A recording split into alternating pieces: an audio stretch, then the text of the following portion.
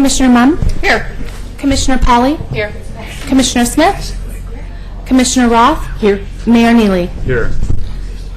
Typically, we don't do this in study sessions, but I would like you all to stand for the Pledge of Allegiance and afterwards have a moment of silence for the terrible event that happened 11 years ago. So we'll do the Pledge of Allegiance. I pledge allegiance to the flag of the United States of America and to the republic for which it stands, one nation, under God, indivisible, with liberty and justice for all.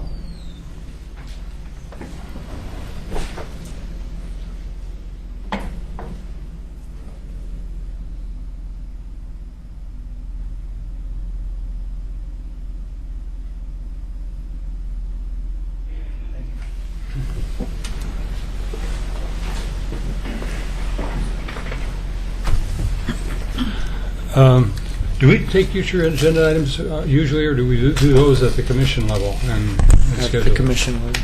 Yeah. So we'll go ahead with the discussion and presentation of the Ermatinger House, and I presume Christina's going to kind of lead the charge on this? Well, you're going to lead the charge on this. Oh, I'll charge on this you one. charge on this one. Okay, Denise Scott. Good evening, Mayor and Commissioners. We are bringing back to you a final update for the Ermatinger House project.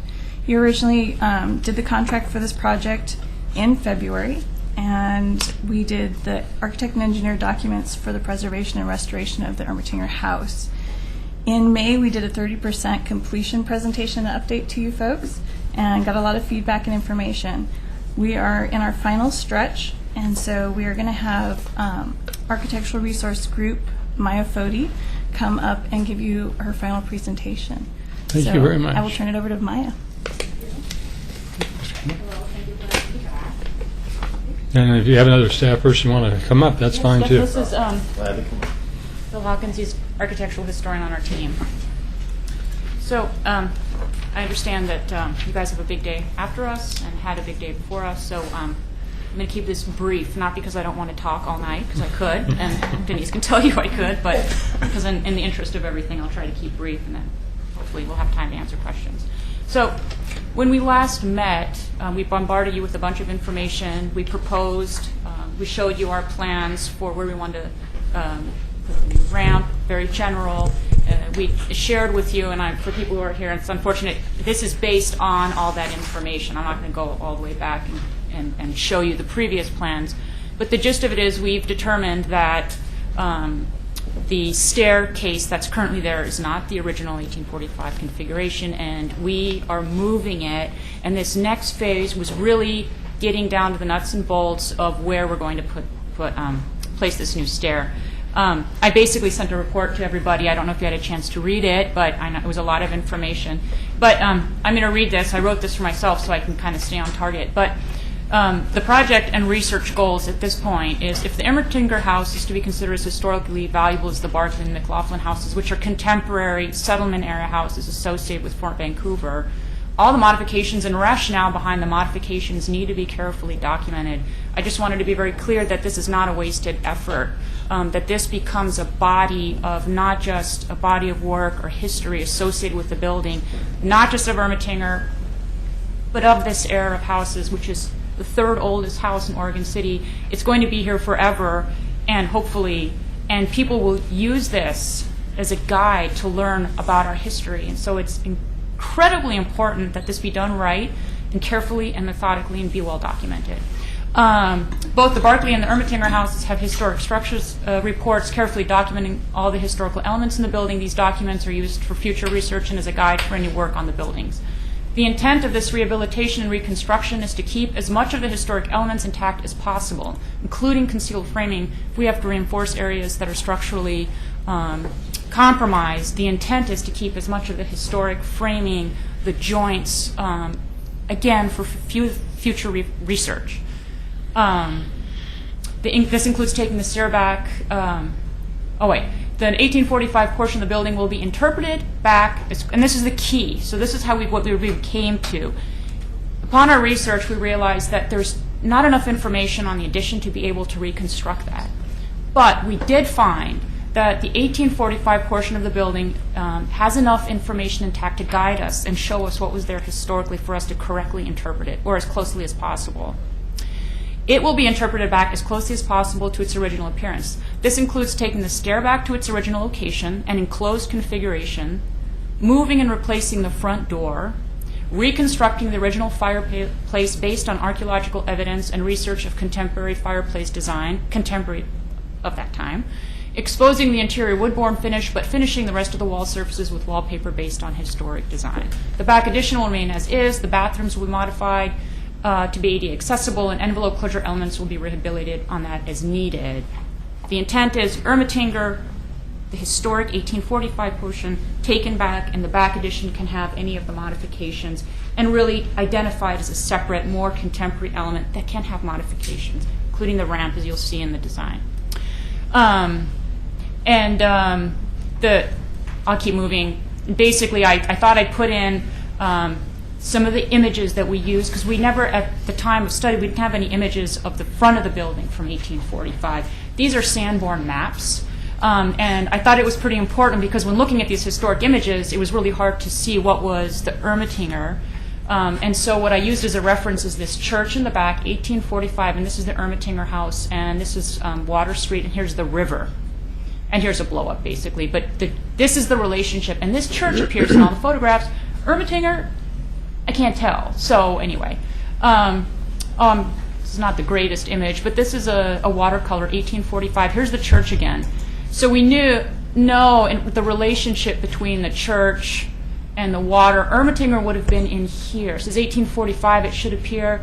It's unclear. Was Ermatinger based on the foundation of an existing building? Was it rebuilt using the materials of a building that was demolished? Unknown. These are the images. They're watercolors. There could have been some artistic interpretation. They didn't like the flat roof. They put a gable roof on it. And this is a little bit later, 1849. Again, the church appears here. And here we see Ermatinger. This is about where it should be. I'm not seeing it there. However, when you go to this, I guess this was ink on stone is what it said. And basically this is a view of the city of Oregon City. And here's a blow-up of Ermatinger. And all of a sudden, 1857, we finally have an elevation of what's currently our south elevation. We have 3 windows. We have the flat roof. Again, it's interpretation, so were those full-height windows that we currently see there now, which were added in the 80s. It's hard to tell, but at least we see 3 windows up. There's 3 openings up top, 3 openings on the bottom. And then this is a picture of Oregon City, 1857. This is looking basically what is now what we're considering our east side. But the river is running along here, as you can see. And here's Commissioners, you'll note how effective our urban forestry program has been since 1857. And here's a detail with the addition. And, of course, this image you've actually seen in the previous report, and I thought I'd put this in again, 1880s. And, again, this is the later edition. So now we see this is the second version of edition. The edition we have now, of course, is the third edition. And we were never able to definitively define what the configuration was of that 1845 edition, which is why, and even archaeologically, we didn't have any record of it. So we really couldn't go there, even though we wanted to. So this is a framing plan, and you guys have to, do you have like a 5-minute warning here? Do I need to stop? Okay, I'm hurrying. And again, basically, one of the other reasons that we are proposing to put the staircase back, it's a big move. We know that that staircase is a bungalow staircase. It's not of the era. We also know that it was moved, and we discussed this before, that this was cut open. And when we went back and did further study, we realized that there was actually a really big 6x6 beam that basically spans. So these members here stop and frame into this big beam right here. These go all the way through, and these are infilled 2x6s. So basically, this was once an opening, and there's no question there was an opening. And right now, what we have is a 2x6 going to, this is basically a finish piece. It almost looks like the 2x6 is being supported by the floor, as opposed to the floor being supported by the 2x6. confirmed by our structural engineer.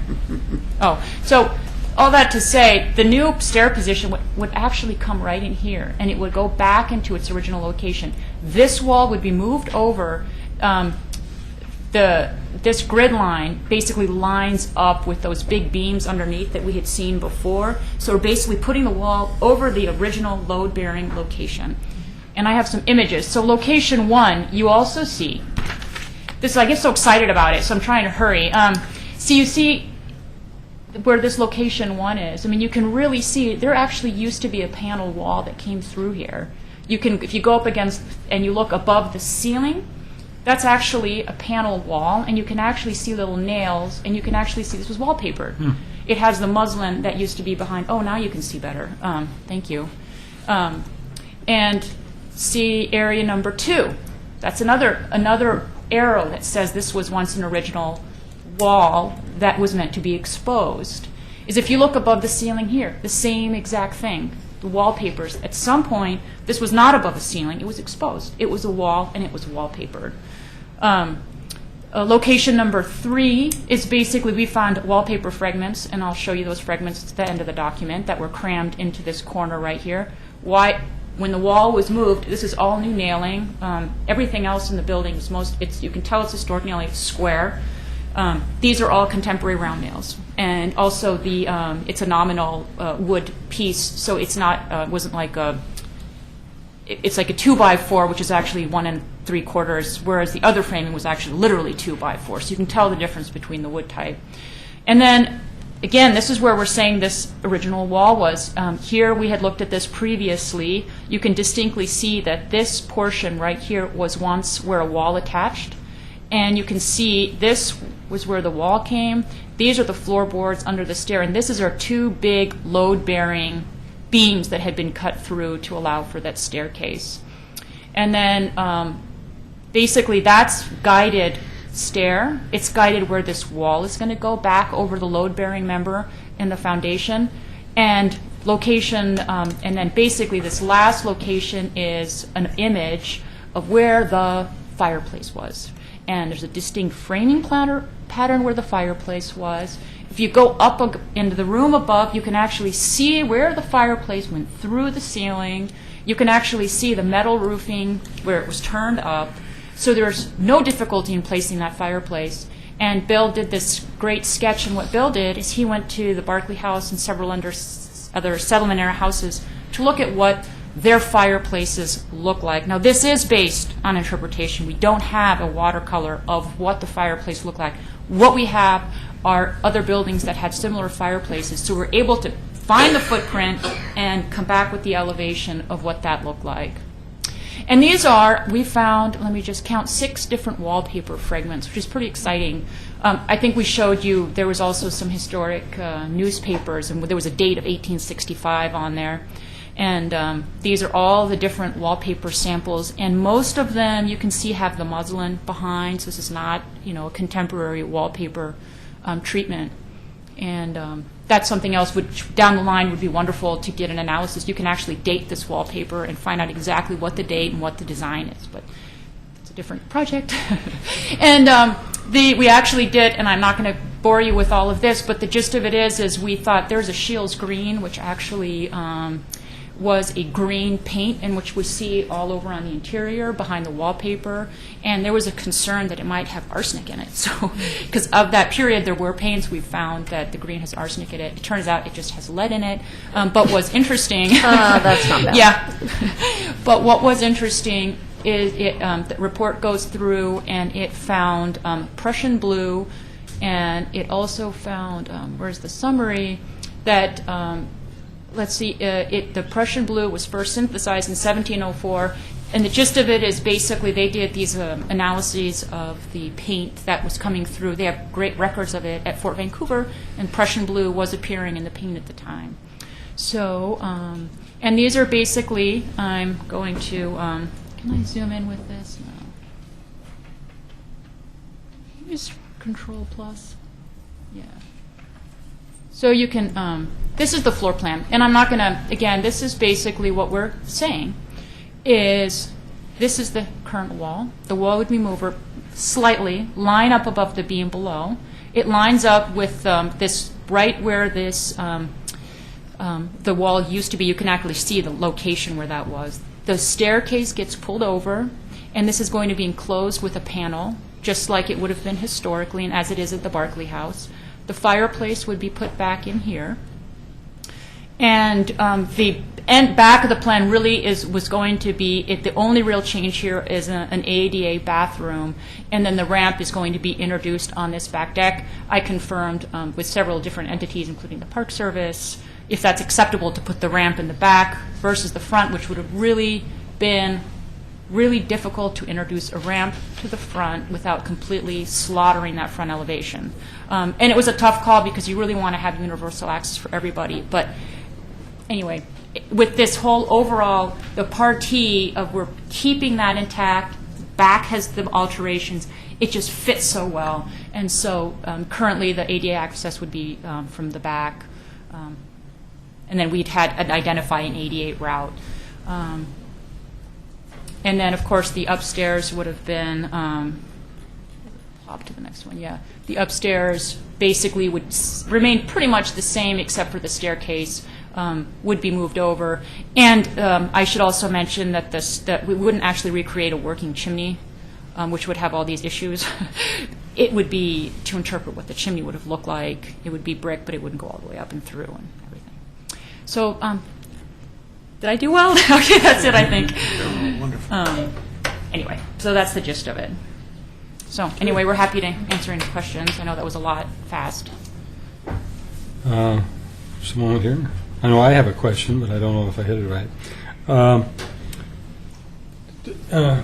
We have a projected cost of what we thought it was going to cost, and we're trying to get the funding for that. Do you anticipate any of these findings is going to increase that cost? I was thinking of the fireplace. No, for you saw the example. pricing before. If anything, I would think the pricing, well, it would be even because we're not doing the back addition. But as we fine-tune the design and fine-tune, for example, the roof details and the cost estimator gets a better understanding, I don't anticipate it that it's going to be substantially more than what you've already seen Okay. in the 35. Carol Pauley. Yeah, this is great work. I'm really excited about it. I feel like I need to be extra excited to make up for Rocky not being here. I know. Because I know he would just love this. I appreciate how you're keeping, the historical context and really researching and digging deeper in that. So it's going well. Thank you. It's great. Thank you so much. Welcome. And for those of us that thought forensics was just for crime scenes, I think you've enlightened us. Thank you. Great work. Really appreciate it. No evidence of a crime there, right? What was that? No evidence of a crime there. Well, give me a couple more years, I might find something. Blood stains. Thank you. Thank you very much. Okay. And now to a lighter topic, the future of Oregon City Water. A more fluid topic. Yeah, a more fluid topic. Yeah, there you go.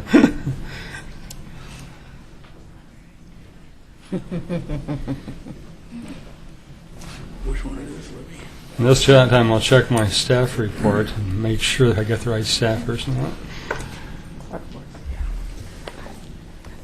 John, you're going to be doing the introductions, I take it? Yes.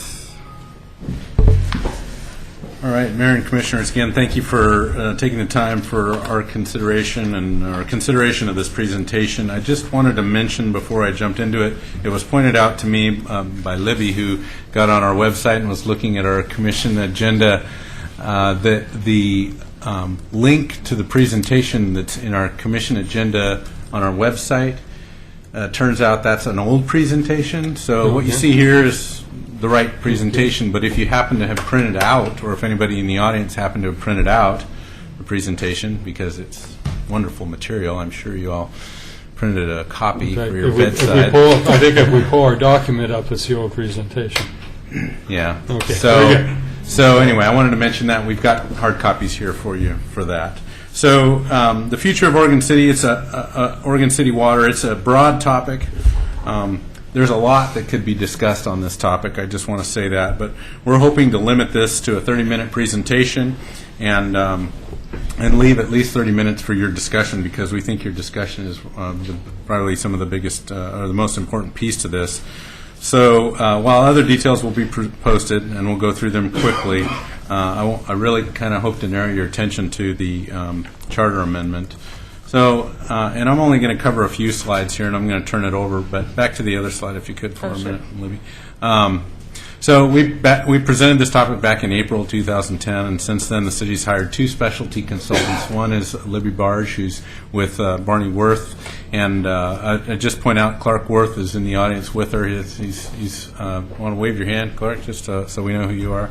They are our public involvement and public outreach consulting firm, and then John Ghilarducci, who's with Financial Analysis and Solutions. He's helping with some of the financial data, and you're going to hear most of this from them. I did also want to point out that Alita Froman Goodrich, who's one of our staff people, is not here. She's on vacation. Good for her. But she's put a bunch of effort into this as well, and I don't want to downplay that because if you know Alita, you know how important she takes her job. So it's a good presentation. Then Eli DeBerry, who's in the front of the building here, he's our water supervisor, and he's also been involved in this project as well. So our water rate team held its first project kickoff meeting in in June 2013, and since then we've gathered together a water rates advisory work group, some of which are in the audience and Libby will speak to. So we've had a couple of meetings with that water rate advisory work group, and we've also presented to the CIC and the chamber. So I'm going to go through the capital needs and water rates overview. Libby's going to talk about water rate advisory work group and some of the work that they've been doing, and John's going to touch on the state water rate study. And we've invited Bill to take on the charter amendment discussion, so that'll be an excellent presentation as well. So anyway, and then again, let's not forget about your discussion, which we hope to encourage you to have. So, as you know, Oregon City's water system is strong and well-run utility. We get our water from the Clackamas River, and we get it by way of South Fork Water Board. We serve a fairly large population. That population number's rounded somewhat. Last time I saw our population was around 220 people. We have lots of water pipe, 154 miles, some of which is very old. And I just want to draw your attention to the average useful life of 75 years, because that's kind of an important piece that we're going to expand upon. But the piece that I really wanted to kind of emphasize here was very quickly, I think this presentation is going to boil down to needs and revenues. And I really don't want to miss the point that the capital needs of your water system are very important. We're seeing it kind of currently with our pavement program, and we've done the City Commission's done an outstanding job of supporting its pavement liability.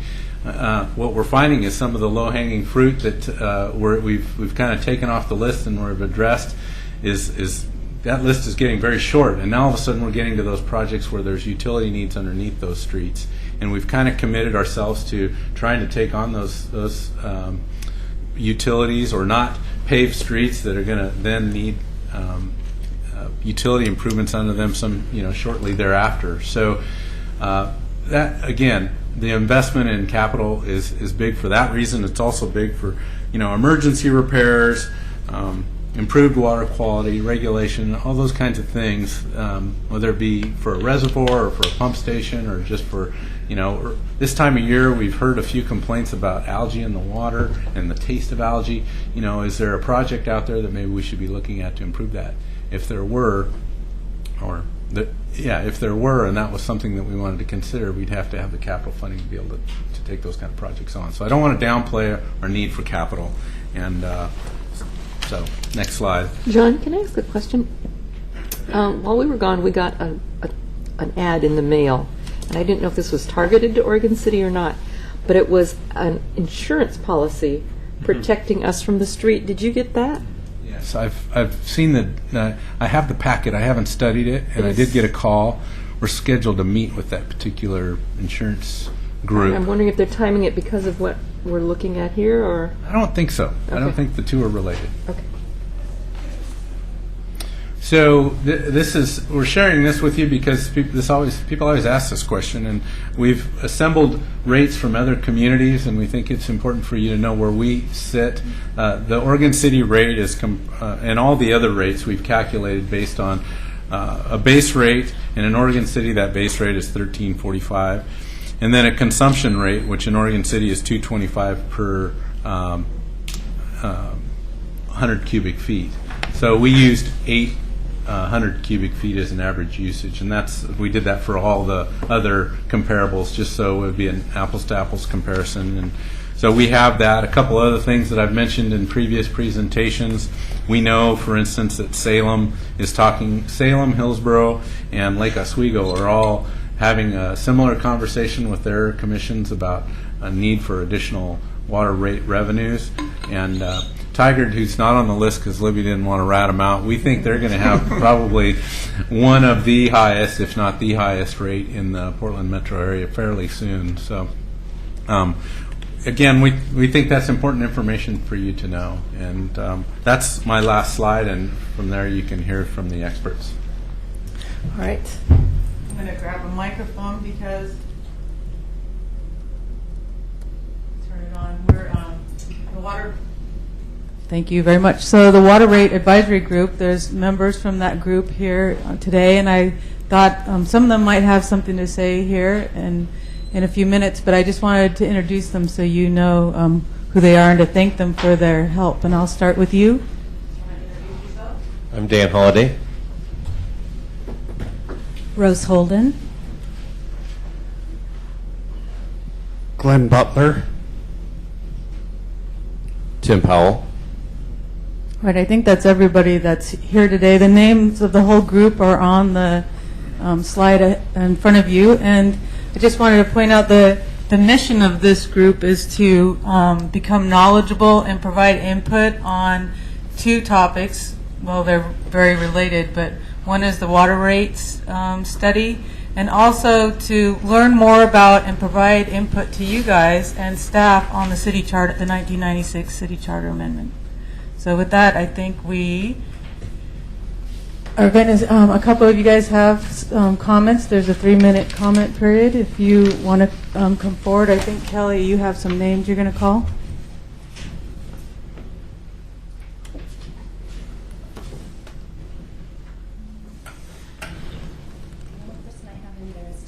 Okay, well, let's start with Tim then.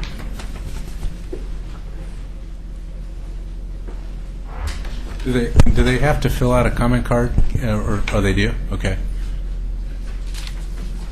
This will be quick. I actually don't at this time don't feel comfortable making a recommendation. We've only had a couple meetings. We really haven't crunched a whole lot of numbers. We have discussed this between ourselves. We've had lots of comments.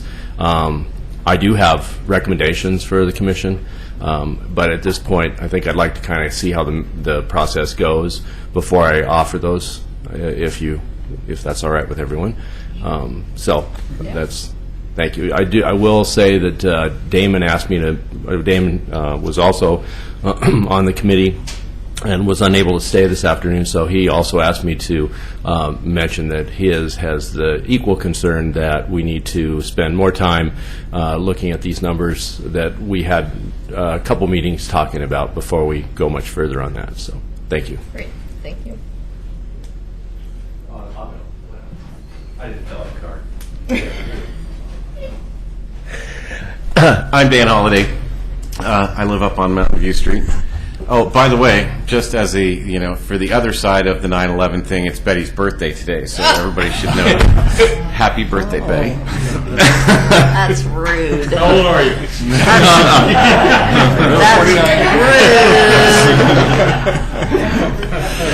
Stop digging, Dan. Stop digging. Yeah, already there. So we have had a lot of discussion, but I think it's key to, and I'm going to throw John under the bus here a little bit, it's key to understand that in this economic climate, it's a dangerous thing to come out and say, okay, we haven't been taking care of our capital replacement needs for 20 years, but now we want to start with $2.3 million a year, starting today and moving forward and going to that huge rate increase up front, and then, maybe an 8% a year for another 5 or 6 years. I think we have to look at something that's in the middle, something that's in a compromise that's maybe in the 20-25% rate, and that same kind of 8%, and then be able to get yourself to the place maybe over 10 years to where you're getting to that $2.3 million or whatever it needs, so we have a replacement program that makes sense for the infrastructure of the community, but also makes sense for the economic situation that we're in now, that our community's in now. And Craig Danielson had a really good point, and I absolutely agree with him on this, that if we go to the people and say, this is like the police department, this is like electricity, this is one of those things that's absolutely key to our community. We can't live without good, clean, fresh water. That if we say these are the needs that we have, I believe that the people will say yes. And there was another person that came, Frank O'Donnell was one of the folks that was involved in the original charter amendment. And he agrees that this is something that could be, I hate to use the word sold, but a case could be made to the people that this is what we need to do, and that could be done, but that you can't take away the piece of the charter that says that somehow limits rate increases. So maybe 3% isn't the limit, but it's got to be somewhere between 3 and 5. And if you try to take that away, there will be an uprising. There will be people that are going to come back and fight that. So I just want to make it clear that I think it's important that we have to leave that stricture in there somehow, because the people as a whole still govern. And they ought to get a chance to be able to say, whoa, up here, that's not something that we want to have. So since you're one of the original, what was the purpose? Why did you put this forth? Trust, I think, is the biggest reason. On a Wednesday meeting on the third week in December at 11 o'clock at night, the rates were increased some 67%. And it was a big surprise to everybody. And, the next month when people got their bills and things were, and this was also at a time when a lot of people weren't paying attention. And I'm not certain that wasn't engineered that way to make that happen at a time when people weren't paying attention. I still think that we built that water intake for double what we're currently, actually more than 75% more than what we're actually currently using on a daily basis. It's capable of up to 40 million gallons a day. So at the end of the day, the reason is because we had this huge rate increase. There was the hope was that we could roll it, that we could say, no, we don't want to do that. You need to come back to the people and have a plan and ask us about it. Turns out that through naivete or whatever you want to say, the federal court said, they'd already sold the bonds. They'd already made their decision, sold the bonds. So, under the contracts clause of both the U.S. and the Oregon Constitution, you can't interfere with the contract once it's been made. So the rates got rolled. The rates did not get rolled back. But the way the court answered the question did not clarify that once the bonds were paid off, what should happen. And so what happens now is the court is going to say, well, the rates have got to go back. So that's where we are. Our intention never was to say, we're going to wait 20 years and then roll the rates back to 1992 levels. The intent was to do it then. So the assumption we made, and that I made once Judge Jones of the federal court made his decision, was that the 3% would continue on, that the city commission would raise the rates each year by 3%. I call it boiling the frog. If you make a responsible decision to raise the rates 3% a year and keep up with inflation and keep up with your maintenance needs, then there shouldn't be an issue down the road. Turns out the city commission chose not to do that several times during that time period. Actually, I think Frank would say it would have been more than a 31% increase over the time compounded with those rate increases, and we probably wouldn't be quite in as bad a situation. Well, in fact, we would be in a lot less bad a situation today had the City Commission been responsible during all its different iterations between then and now. Thank you. Just to add something that would have been perceived, I think, as deception from my standpoint. It was when this happened. Before it happened, we had bills every 2 months, and all of a sudden we had bills every month. So the amount didn't show up as being that different, except it more than doubled, actually. Well, but people did notice they were getting a bill every month instead of every 2 months. That's right. We did notice that, but yes. We have one more. All right. Thank you very much. Thank you, Dan. That wasn't too painful. I appreciate that. Good evening. History aside, I think going forward, water is one of our basic needs. So we all need to find a way to be able to afford our basic need. And our charge now is to find a way to pay for the improvements we need to make so that our citizens can have clean, safe water. Thank you. So Craig Danielson is also on our committee, as we mentioned before. He couldn't make it tonight, so he sent an email that I told him I'd read verbatim, and he suggested that was the right way to do it. So I suggest this commission ask staff to take a closer look at the water department budget, in addition to possible expansion of revenue and reduction of expenses. There was discussion of reductions in the water expense budget by a larger investment in repairing and eliminating water leaks from the system, possible reduction of South Fork Water Board charges for water, general fund administration, franchise fees, and public works building at $400,000 this year. Not counting the South Fork Water Board fees, the three add up to $900,000 in transfers within government units. On the revenue side, the City Commission should consider either credit or payment of their water usage. In my opinion, the water ratepayers are paying for water used by the City of Oregon City and other district citizens. For example, the parks do not pay for their water but are available to all citizens. The franchise fee is paid by the ratepayers and a benefit to all citizens. Since the city uses different buckets for expenses, revenue should be considered too. I believe there was support for considering bond funding for improvements to the system. The discussion about 100-year-old pipes in some sections of Oregon City is a concern to the citizens and businesses in Oregon City. I recommend one scenario include a bond measure. Will there be an answer to the question about what the actual decision of the court is about the rate rollback, water rate rollback?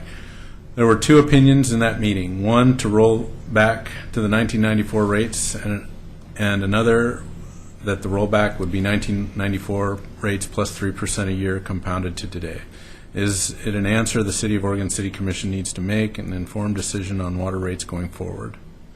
The City of Oregon City should be proud of excellent water quality of its water and their distribution system. We need to plan for replacement upgrades to the current system and have the current ratepayers users invest in a dedicated replacement fund. Thank you, Craig Danielson.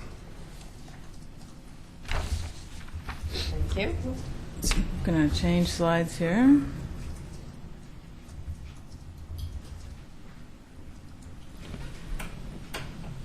Okay, thank you, Libby. Yep. So what I'll do, and again, I'm John Gillarducci with FCS Group, is share with you the initial findings from the water rate, cost of service water rate study that we've been performing concurrently with this effort.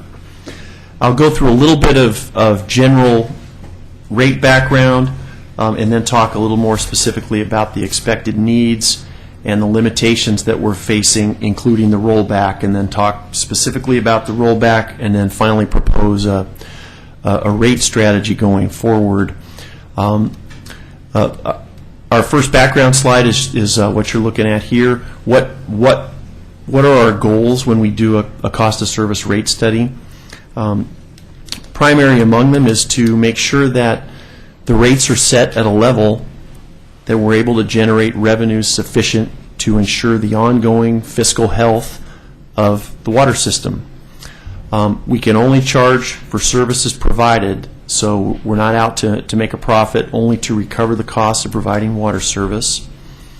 And then in the rate structure, we try to recover those costs equitably from your customer base so that the folks who use the most water, who place the biggest demands on your system, are the ones who are paying the most. There are other objectives that we try to achieve in designing an actual rate structure: conservation, incentivizing conservation and rewarding folks who conserve water, balancing that against stable revenues, because the more conservation incentives you have, the less stable your water revenue is generally, so that's a balance we're always trying to strike. And then maintaining minimum fund balances and other fiscal policies, again, so that the utility is healthy into the future. This is an overview of the rate study process, and we're going to focus tonight on the top part of this graphic, above that top dotted line, where it says in the orange box, assess rate revenue needs. That is the term of in our business is the revenue requirement. What we're trying to determine there is how much money is needed from rates in order to meet all the financial obligations of the utility. And so if you look at the other boxes that are inputs to that assess rate revenue needs box, you've got capital needs on the left. That's the planned capital projects, most of which are coming from the adopted master plan. On the right, operating costs. That's the operating budget, the ongoing costs of maintaining and operating the water system.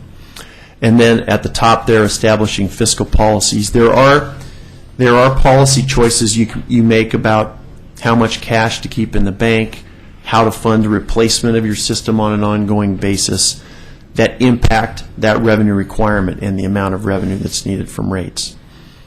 Just to give you a preview after that point, the determination of the revenue requirement, that's when we start looking at rate equity. And so if the revenue requirement tells us the size of the pie, being the amount of revenue we need, the remaining analysis tells us how we slice it among your customer classes so that there's fairness ultimately in the rate structure. Again, our focus tonight just on the revenue requirement. The expected needs that we see going forward include, as part of that revenue requirement, the city purchases its water from South Fork. We understand from South Fork Water Board they are expecting 3 to 5% annual increases in the cost of water to Oregon City. We programmed in 4% in our projections. There is a potential for larger increases if Clackamas River Water were to go to a different source. They currently buy water from the city. So on the whole, purchased water increases to about 24% of the operating budget in fiscal year 2016, just to give you an idea of the scale of purchased water compared to the rest of the operating costs. John talked about the capital needs. The master plan defines capital needs out through 2022, 10 years. There are specific identified projects in that plan equivalent to about $900,000 a year. Some of those can be funded by system development charges, but most of them are to meet the needs of existing ratepayers. The master plan recommends that the city begin to or continue to do replacement, but on a more substantial level of its distribution system. As John mentioned, it's a very old system. In order to fund replacement of your 154 miles of pipe over 75 years, that's an investment of about $2.3 million per year. And so that number is also incorporated into our projections, and I'll show you. We're not suggesting that you try to do that immediately. And then finally, the Public Works Center, water has a share of that building reserve that it pays per year with the other utilities, and so we've also incorporated that share. So against these expected needs, we have the limitations of the rate rollback, and it's been the interpretation of the charter, current charter, that Absent some type of action or public vote, rates would be rolled back to 1994 levels with then the 3% applied per year up to the current year. We project that to be about a 27% loss in revenue. It will take place over 2 years, but it would be a 27% loss in total rate revenue. As part of that current charter, it requires a public vote even to issue a revenue bond. So that was a point of discussion with the Citizens Committee, the work group, that a bond issue might be warranted in this case because of the size of the capital needs. That would also require a public vote under the current charter. So just for additional background on the rate rollback, again, it is the interpretation that with the debt, the final debt payment, which would occur on October 15th, 2014, effective November 1st, that rate rollback would occur, the 27%.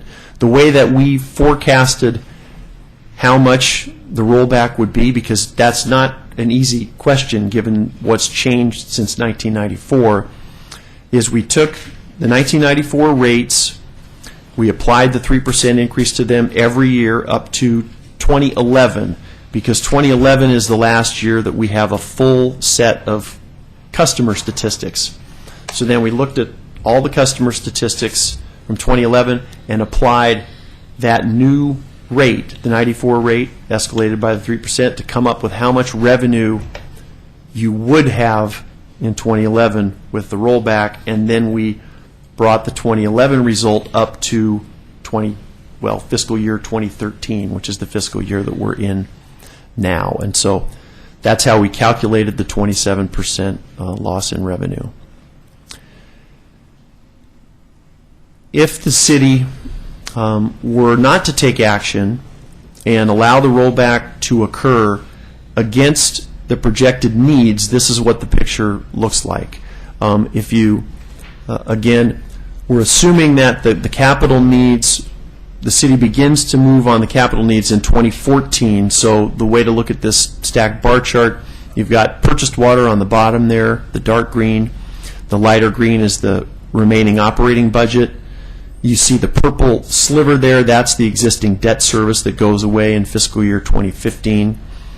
And then the capital needs are in addition to that. So with the rollback, again, occurring partly in fiscal year 2015 and partly in fiscal year 2016, because it happens in the middle of the first fiscal year. It's effectively 18% down in fiscal year 2015 and then another 11% down in 2016. You see the revenue line going down to the point where you're no longer able to even fund operations, let alone any of the projected capital needs. So that's the important point of this picture. Recognizing that was and perhaps infeasible scenario for the water utility, we developed an example to show you in which we're assuming that by a public action there would be no rollback.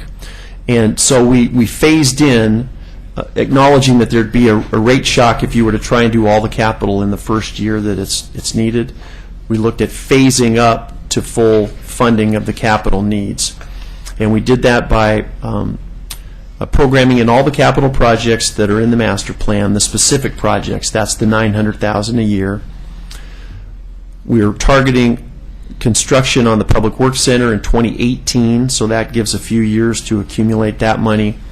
And then where we're really phasing is in the annual system reinvestment. That's the $2.3 million per year in system pipeline replacement. We're starting at $500,000 there and then going up little by little so that the rates go up in a more smooth pattern and are phased to match those increases in capital funding.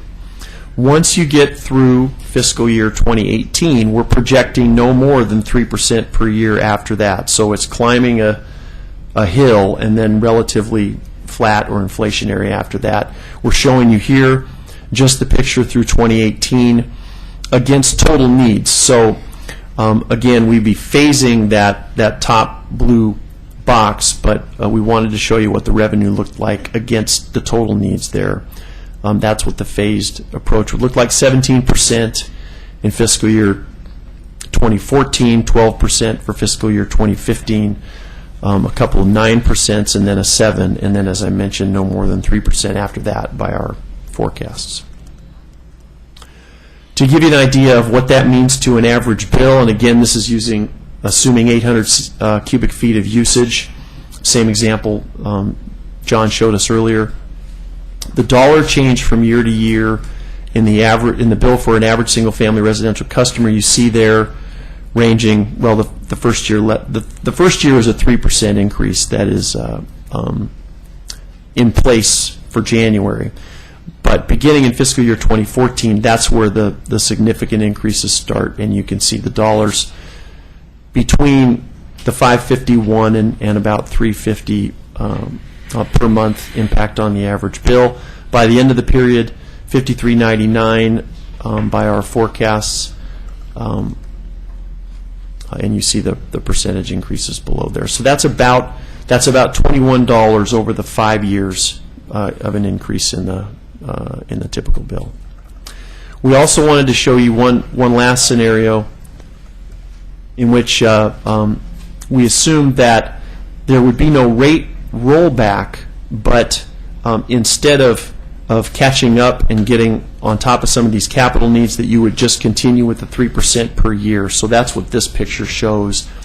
And if you were to pursue a strategy like this, it would basically eliminate the system replacement funding, but would allow you to make some headway on the planned capital.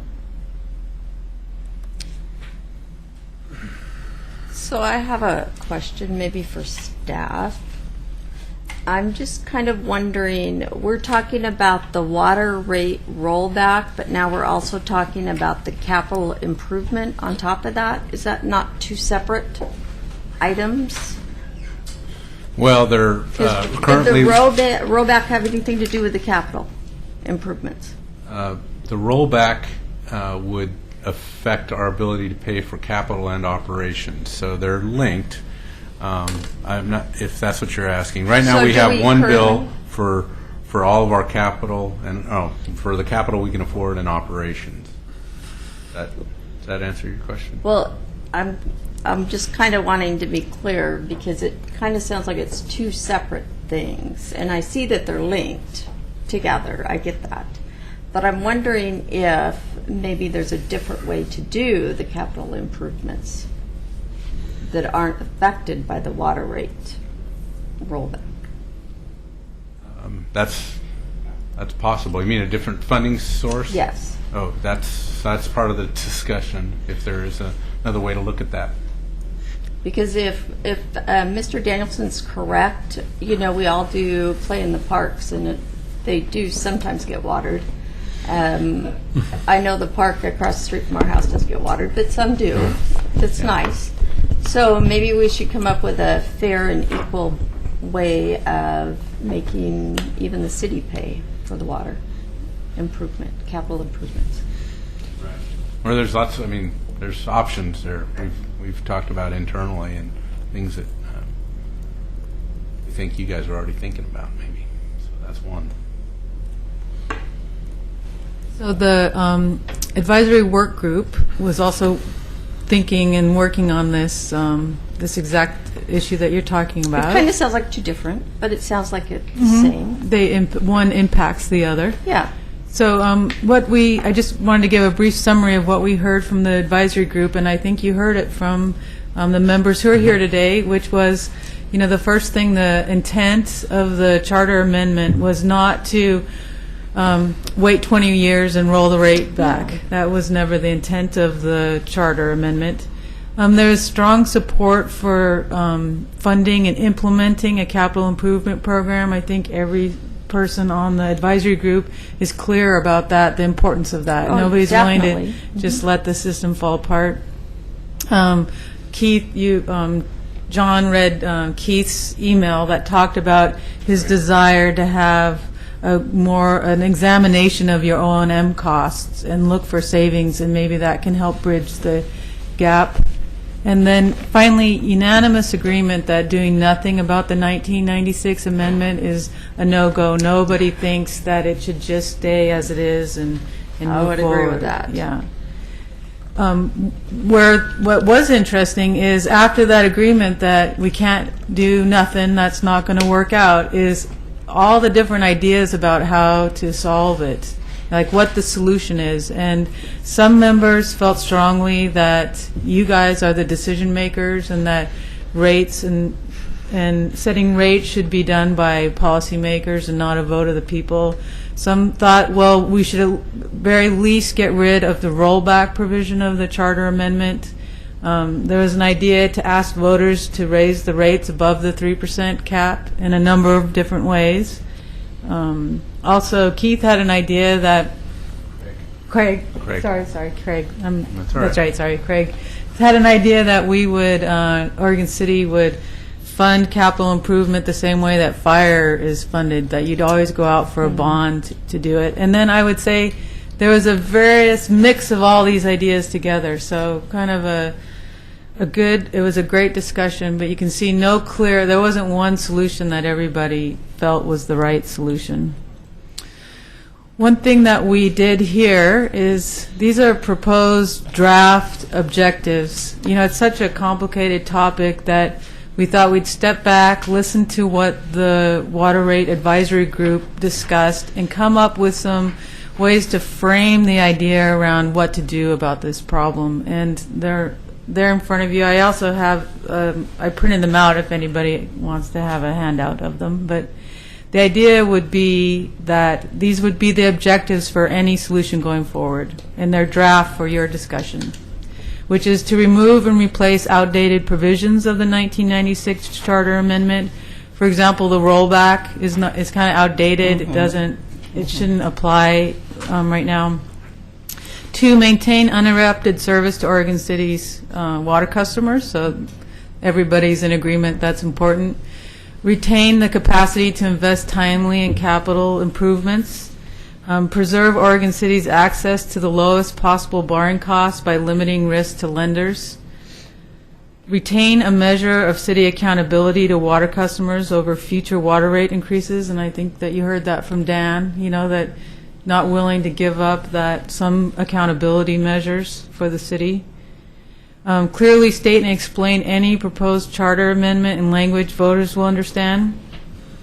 Propose a charter amendment that enjoys good prospects for voter support, so an amendment that lines up with the values of Oregon City community members, and also minimize unintended consequences of charter amendment provisions. One of the advisory group members said that's kind of a problem with charter amendments. When you put them in place, they seem like they're good, and then 20 years later there's some unintended consequence, like the rollback.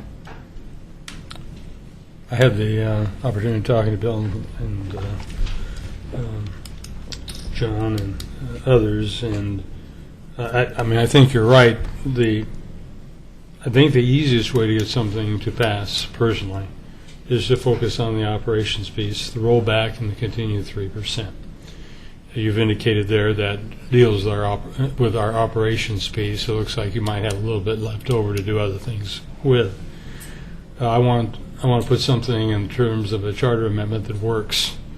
And I think the simpler it is, the better. In other words, eliminate the rollback. And I think if we try to go the scenario 17 then down and eventually down to 3%, particularly in this economy, I don't think it would pass at all. I think we really have to look at our capital improvements in some different mechanism. I'm glad Greg made the suggestion he did.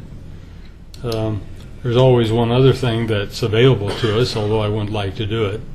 We're not charging our full rate on our taxes. I prefer not to use property taxes for that capital effort. But I think we're facing a real critical time, and we have to make a decision fairly quickly on this. And as I said, I think the simpler the request is of the voters, the better it will be. That's my personal view. Is just simply to eliminate the rollback and let the 3% stand. Are you going to talk through some? Yeah, present I some wanted options? we kind of got down into some numbers, and I want to bring it back up and talk briefly about the city charters and charter amendment process and some other things. Charters are essentially as you know, the constitution of the city. It sets out how government functions, what the mayor's role are, what the city manager's role is, that type of thing. And generally, they're intended to be somewhat broad grants of power and limitations. But in Oregon, we've got the initiative and referendum process, which puts all kinds of things into the state constitution, into the city charter, and one of these was Section 58. And what it does, there are two pieces to it, as some people here at the time. One, roll it back to get rid of the increase that happened, and cap future ones. And those are the two pieces. And the idea was we're going to clamp down on the city's flexibility to do things because we don't like what they did. And that has some real value to some people, but in terms of running a utility, it eliminates the flexibility to respond to changing situations and really is not necessarily from a city management perspective, it's hard to deal with. You've got something that really limits some options.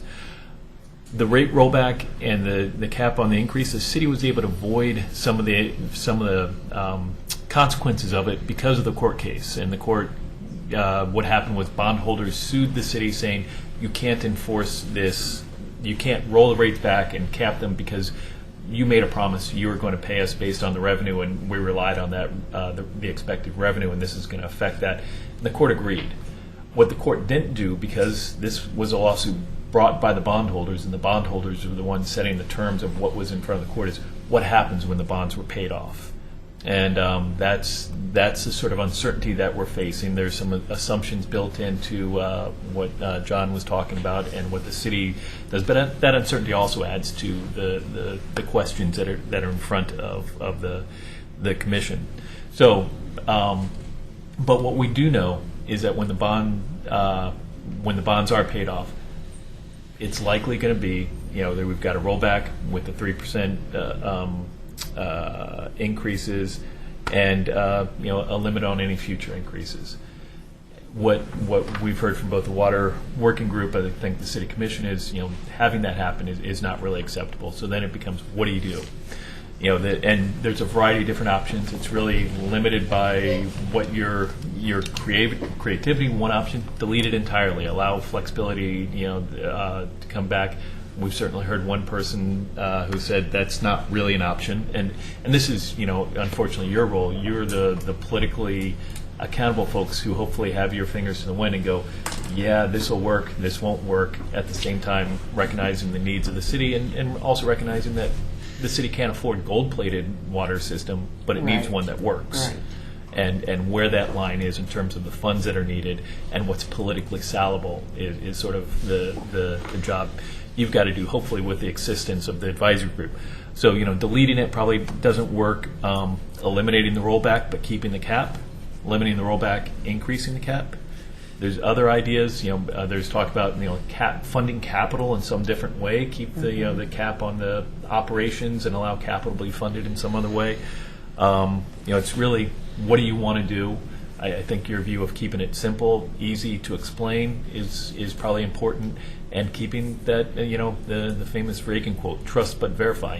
How do we make sure that we keep those costs in line? And that's really what I wanted to make sure you're aware of, sort of overall what you're faced with. You do have the ability to do a variety of different things, but it's got to be politically salable. Yes. One more question. Go ahead.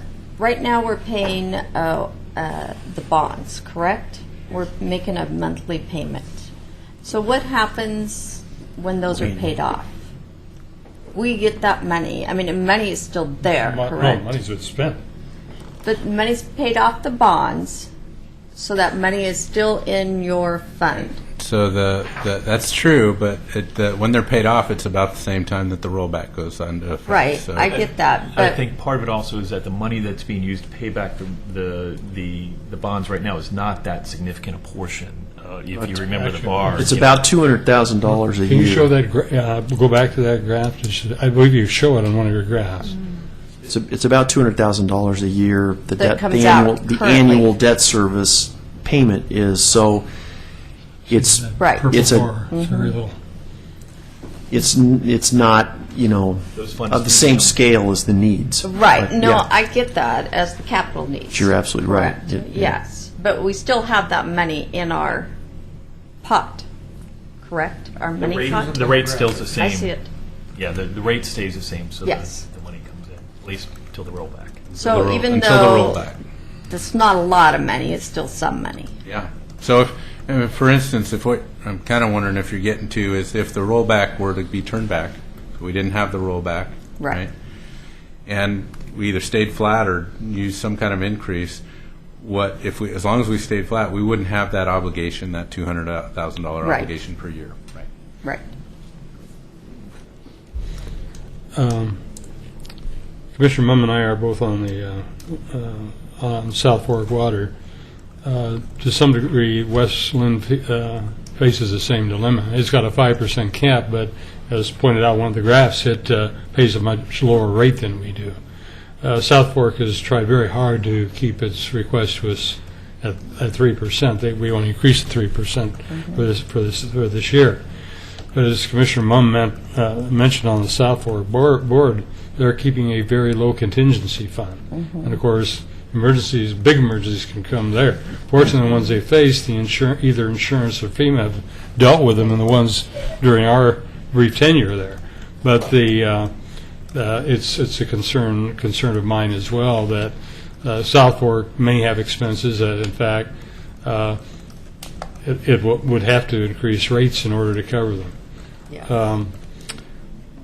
It has nothing to do with our discussion, but the point is we have things that are built into our utility bills that we have no control of.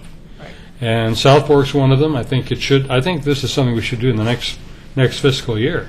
So we should change our utility bills to reflect who the services are offered by, separate our water rates from South Fork, and separate our sewer fees from West Tri-Cities, because we have we have some control over South Fork because we're a half owner of it.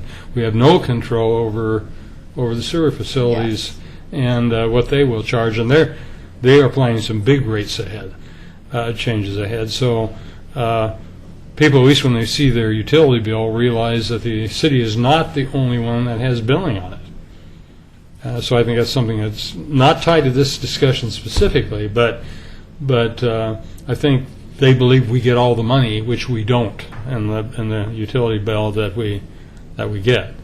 And I think we need to make that very clear on utility bills. That's true. As I said, the simpler the better, and it does put us in a better frame than we would be if we didn't do anything. It does cover your operations. It looks like you have a little bit left over, not much in the process. But that's sort of my opinion, and I don't know how much more fleshing out you have to do with these things. Well, the revenue requirements numbers, these projections that you've looked at today, we've spent quite some time vetting those already. So I don't think there's a lot. You could ask us to show you a different scenario, but there's not much about the needs that are going to change, Right. at least in. Thing is, that's my understanding. One alternative is to put a charter member, just let the city commission deal with the rates, and I don't think that anybody's going to buy that. I think it's going to be very difficult for anybody to buy. Well, it's only 17% for a while, and it's something else percent, and then it's down to 3% in the future. The fact is, there are a lot of people who are hurting at this particular point, and I just don't think we can sell that either.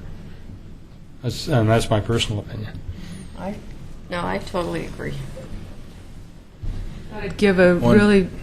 I just one John, little. go ahead. I feel like it's kind of my job to continue to advocate a little Sure, bit I understand. for that, and I hear all this, and I I don't want to disagree because I know I've never been involved with trying to pass a charter amendment, so I don't have a good sense of that. But that unfunded capital they're viable and important projects. I'm thinking of things like we've got this whole water replacement program, and some neighborhoods are worse than others. Obviously, the Hilltop is newer and it's not as problematic, but there's other parts in the downtown where I've already mentioned kind of the pavement liability and how to keep up with that. But things like what's not in the capital is, and hopefully we don't have a lot of need, but in an emergency, if our reservoir, or if there is a project in the master plan for seismic upgrades to Boynton, for instance. When it was built, it didn't have the same seismic standards that it does today. That's a big project and one that probably would go unfunded if without those capital needs. So there's projects like that or again, these emergencies, and I think Dan has been clear on this, and I don't disagree with it. But if the right emergency, you go to your voters and you talk to them about it, and they will often come around to funding that. But there's some time and process and a sales pitch that has to go on there, and it may take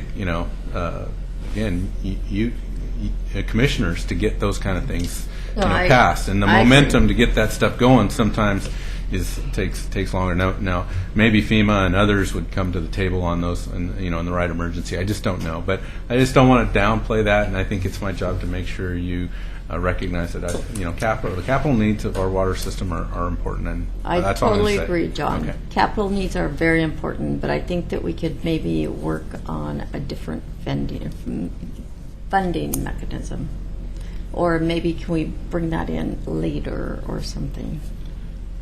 One other thing that you might bring forward is to take a look at rollback plus a fixed percentage increase, which would delay the capital investment, but take it over a longer period of time and see what that would look like.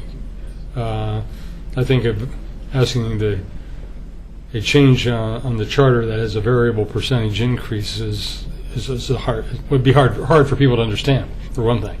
And if you wanted to show how you could meet those same capital improvements over a longer period of time with a fixed rate of increase, as opposed to the 3%, I'd be willing to look at that. But A higher percentage than the 3% to try and make more incremental for example, process. Mr. Holiday, I think, said 3 to 5%, as I recall there in your comments. So what would a 5% increase do over a long period of time? So this, quickly, just a summary of what the city is doing right now to get feedback from the community on this topic, and of course... Excuse me, before we move on, please I've do. had my name on the screen here for a few minutes. He's not calling. Go ahead, Mr. Baker. Well, I think you highlighted that the concern that I have operationally, and I think, Mayor, you made a good point about, and I think Mr. Holliday's made a good point. Operationally, the concern I have is if South Fork is going to increase the rates 3 to 5%, that if you lock yourself in at 3 and you don't do the same 3 to 5%, if you have the citizens authorize enough flexibility for you to do 3 to 5%, depending on the needs for the charges that we get from South Fork for the purchase of the water, then at least you don't get an arrears on the operational rate. Right. And I don't think there's anything really wrong with separating the operational rate from the capital rate. Yeah. Ironically, and I find this very ironic, the reason we're in this situation is because people before you, long ago, somebody had to kick the can several times down the road to end up with a 67% increase.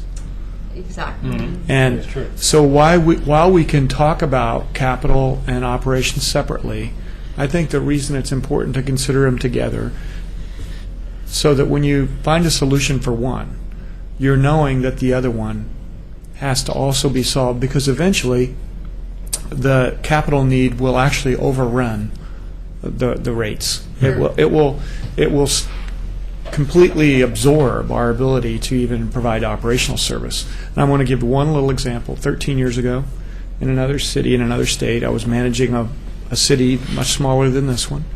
They had a 200-yard section of water line, and it was in kind of a rocky, hilly area of the city. And my public works director had come to me with overtime requests for 3 water main breaks in 1 year. And those overtime requests and water main breaks, he would come in with, he was kind of a hillbilly, but a nice guy. He'd come in screaming and hollering about, we're going to put a saddle on this section of water line. And he brought in to my office one day a section of this water line, and it was a water line about 3 inches, and all but an inch of it was occluded with rust. The water line was about 60, 75 years old, something like that. It was ductile iron. And so Charlie was his name. Charlie went back out with his crew. We didn't have a choice but to repair the water line. We didn't have enough money because we had no pipeline replacement program. So I want to tell this story because it's so powerful about the efficiency, or in this case, the inefficiency of having deferred maintenance. It's the difference between buying an oil filter and buying an engine. So Charlie went out and did his 3rd or 4th one in one summer. And there we had more freeze-thaw cycles than we have in Oregon, but that's a big impact on it. Every spring I could kind of expect Charlie's going to be in here with a couple of increases for the overtime budget. So after he left, I started digging through the records, and I found out that the city had spent $400,000 on overtime for water line breaks on that 200-yard section over the preceding 20 years, which meant we could have replaced the water line 7 times just on the overtime costs if we'd just done the right thing. It's just like that Fram oil filter commercial that we all used to see. I'm dating myself. Pay me now or pay me later.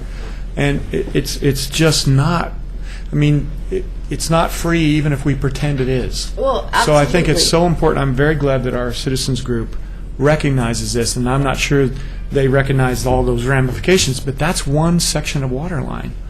So somehow we have to deal with the capital, and my biggest concern, though, in the operations is the structural deficit that you create if you know South Fork is looking at 3 to 5, and you actually have 3. What do you do? Because you're not going to keep up. Commissioner Roth. First of all, I'd like to really thank your report, but also the citizens that are serving on this. I've been on this for 2 years now, and this has just been a huge problem that I haven't wanted to look at. And so for you guys to dig into this and take the time, I'm really thankful for you to doing this. Secondly is, and I've talked to John about this several times, they brought in a bunch of pipes and showed us. I was ready to pay that night. It's like seeing your arteries in an X-ray. Exactly. And what I think that as a commission we have to do, and maybe as part of this group out here that's been studying it, is we have to do a huge education program. And I'm advocating that we go to schools, to PTA meetings, whatever it takes, and take the pipes with us, because nothing speaks louder than those pipes. Yep. So. And Eli has them all ready to go. On a cart? He was going to bring them tonight. I said, no, I don't think so. And I agree, education is an important component. I just want to give a quick warning of something that I think Libby was going to cover in a little bit. When you decide to put a charter amendment on the ballot, if you decide to do so, you've got to change your topic as well. You can't be seen as advocating for a particular outcome. So we'll deal with that when it comes up, but just tuck that in your back of your mind. You can go out and work on it, but the city, I apologize, you can be seen to take a position. Yes. The city can't. Right. I'd like to see the 5% and do probably an extended picture of what that would be. I don't think if we're going to do it that way, I don't think we just look at the 5% to meet South Fork's needs. It's to meet the capital needs as well. And so you can't meet your capital needs with a 3 to 5%.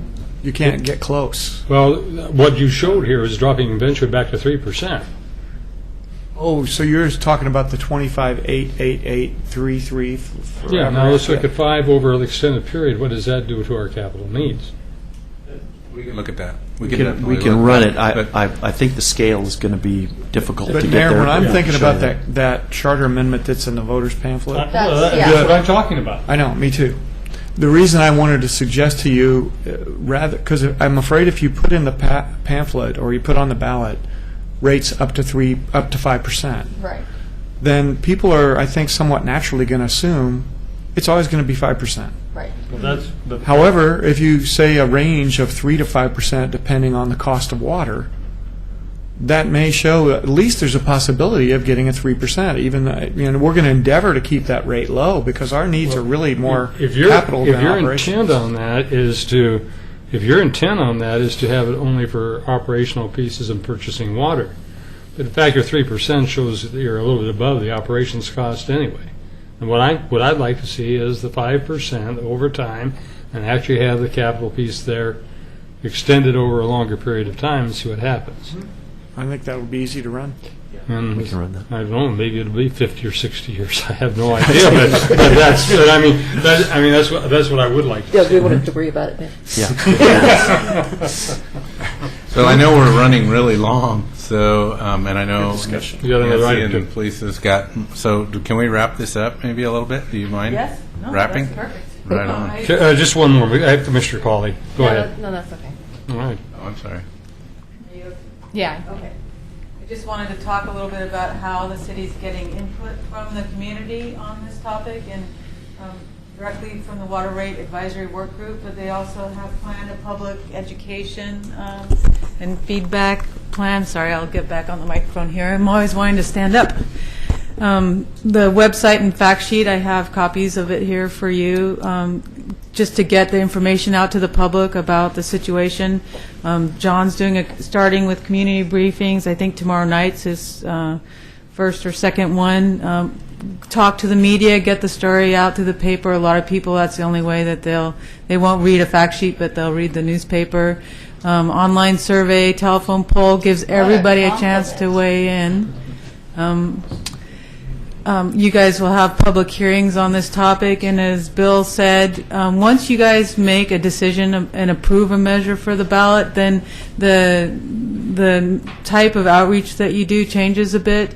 But what we feel very strongly about is you guys can advocate, city staff cannot, but it is their responsibility, and really we see it as their duty to make sure that the public has the facts, because the city has the facts. They need to continue to make sure that the facts of the matter, they can't advocate in any way. Right.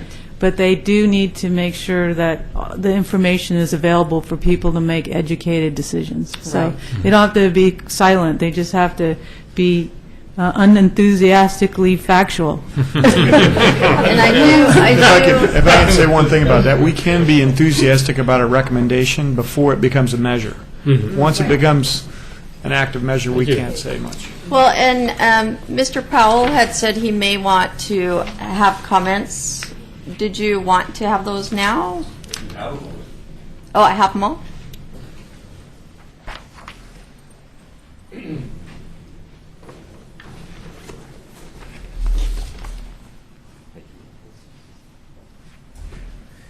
Thank you very much. There were a couple things that I wanted to bring up. One, for history, you kind of got a one-sided idea of the history. Since I was on the city commission at the time this water rate went into effect, to answer your question, Commissioner Mumm, we had to put a new intake in. And we had public hearings from both South Fork Water Board and the city, more than one. So it wasn't a middle-of-the-night decision, FYI. But people were asleep. I'm sorry? People were asleep at that time. Well, that may very well be. I was Now they're all asleep, awake. possibly, but and then on the other point was why the intake was so large. Well, why would you build an intake and not make it large enough to meet the 2040 demand? And that was absolutely the reason we did it. We took projections from many different people, specialists in the field. Who knew there was going to be an economy change as it has been? So we are prepared for the future. Yeah. I wanted to just make a comment as well, a couple different things. I personally don't support the amendment as it was written. I never have. I think it's an unnecessary hurdle to the city's ability to manage their water system, as the city manager mentioned. I know it's on the books. I know it needs to be dealt with. I don't think the average citizen understands the depth of the water needs in the city. I don't think the average citizen understands the infrastructure, the damage that's already there, and with the age of this city. And I think, to Commissioner Roth's comment, I think a huge education needs to go into process. I think the citizens of this community need to understand what they're getting for this money. And if you notice on the little outreach book, it shows a few items on there. But what it doesn't say is that they're paying for leak detection, the city. The city's paying for your meters to be replaced, repaired. They're paying for water all the way up to your house. All of these things are part of this package. Right. So if we don't have enough money to do that, and there's a failure in your street, and they'll get the water to your house, but if it fails anywhere else, guess what? You're on the city. The citizen is on the ticket to get that, pay for it themselves. So I think, to be honest, you need to let everyone know what exactly is going to happen here, what potentially could happen in an emergency, what could happen in my neighborhood, the McLaughlin neighborhood. It could be disastrous if we have any land movage, earthquakes, etc. Yeah. So those are all important things I think that we need to educate the citizens on. We're experiencing a 16% leakage today in our city. 16% of our water is leaking. That's not acceptable. That just shows you the damage that we currently are dealing with today. Right. That we have to fix, and we don't have the money to do it. Yeah. Sure, should we, over the last 20 years, the city commissions between then and now probably should have taken that 3% every single year so that we could have had some money. Right. But we didn't. So now here we are in trouble, and we need to continue to move forward on Sure. this. My opinion is I believe I have a problem with controlling it at 3 to 5%. I think that's just logical. It makes sense. But I think by tying the hands of the city and not allowing them to get bonded indebtedness to be able to fix this, not just fix this $2 million a year, but fix this at one big deal and get some money to fix this program. I think that's something we should be able to do. And I don't necessarily think it has to go to the vote of the people. I think it's Our charter specifies it. on this particular one, correct. Our charter specifies that any bondedness goes to the vote of the people. Yeah. Does it? Yeah. Okay, good. says that GO bonds have to go no matter what. Right, GO bonds, correct. And I apologize for that. So, Yeah. so the fact of the matter is that we need to come up with a better solution. So, Yeah. my Exactly. misunderstanding. So, Okay. I think you're right. We need to come up with a better solution to be able to afford some way to fix this, because it is an important part of what we do. It is You're an important absolutely part. correct. So, Yes. I think we just have to look at this long and hard. I think that allowing this thing to continue as it has without some changes will be devastating for this city, for today and for the future, for Right. all of us, long after we're gone. So I just like to put that in. I think that's important that we follow it through, and I will continue to stay involved with it. I think it's important. I think the board that we've been working with, the folks are great. They've got a lot of great input, and I think we'll be able to come back with even more information for you. So I appreciate the opportunity to let us speak about it. Well, and thanks for being on the commission at that time and thinking of the future. Well, we tried, as every commission does. I You know. hope you're doing the right thing, Yeah. and you hope you're doing the future, the justice for the community, and I believe we did, and I believe we're positioned better now for water than any other resource in right. this community, and I think that's what was our goal. So, Yeah. thank you very much. Thank you. So we kind of finished up early. There's a couple more slides, but the main one is next steps. We're trying to talk our water rate advisory group into at least a third meeting, and that would be between now and your next city commission work session, which is October 9th. We're also on the agenda for that meeting. So at that time, we hope to bring back some suggested language, a stronger recommendation on rates, and help to wrap this up. The intent would be that we'd like to see ballot initiative for the charter amendment in May. So that's going to. The idea would be to get the city commission to make a decision that they've got consensus on, or something close to it, so that we'll have all of you kind of willing to advocate for that charter amendment, whatever that would look like. Thank you. Thank you, ma'am. I appreciate your presentation. Okay, I think we have one more item. We'll go to the agenda, and it has to do with downtown parking.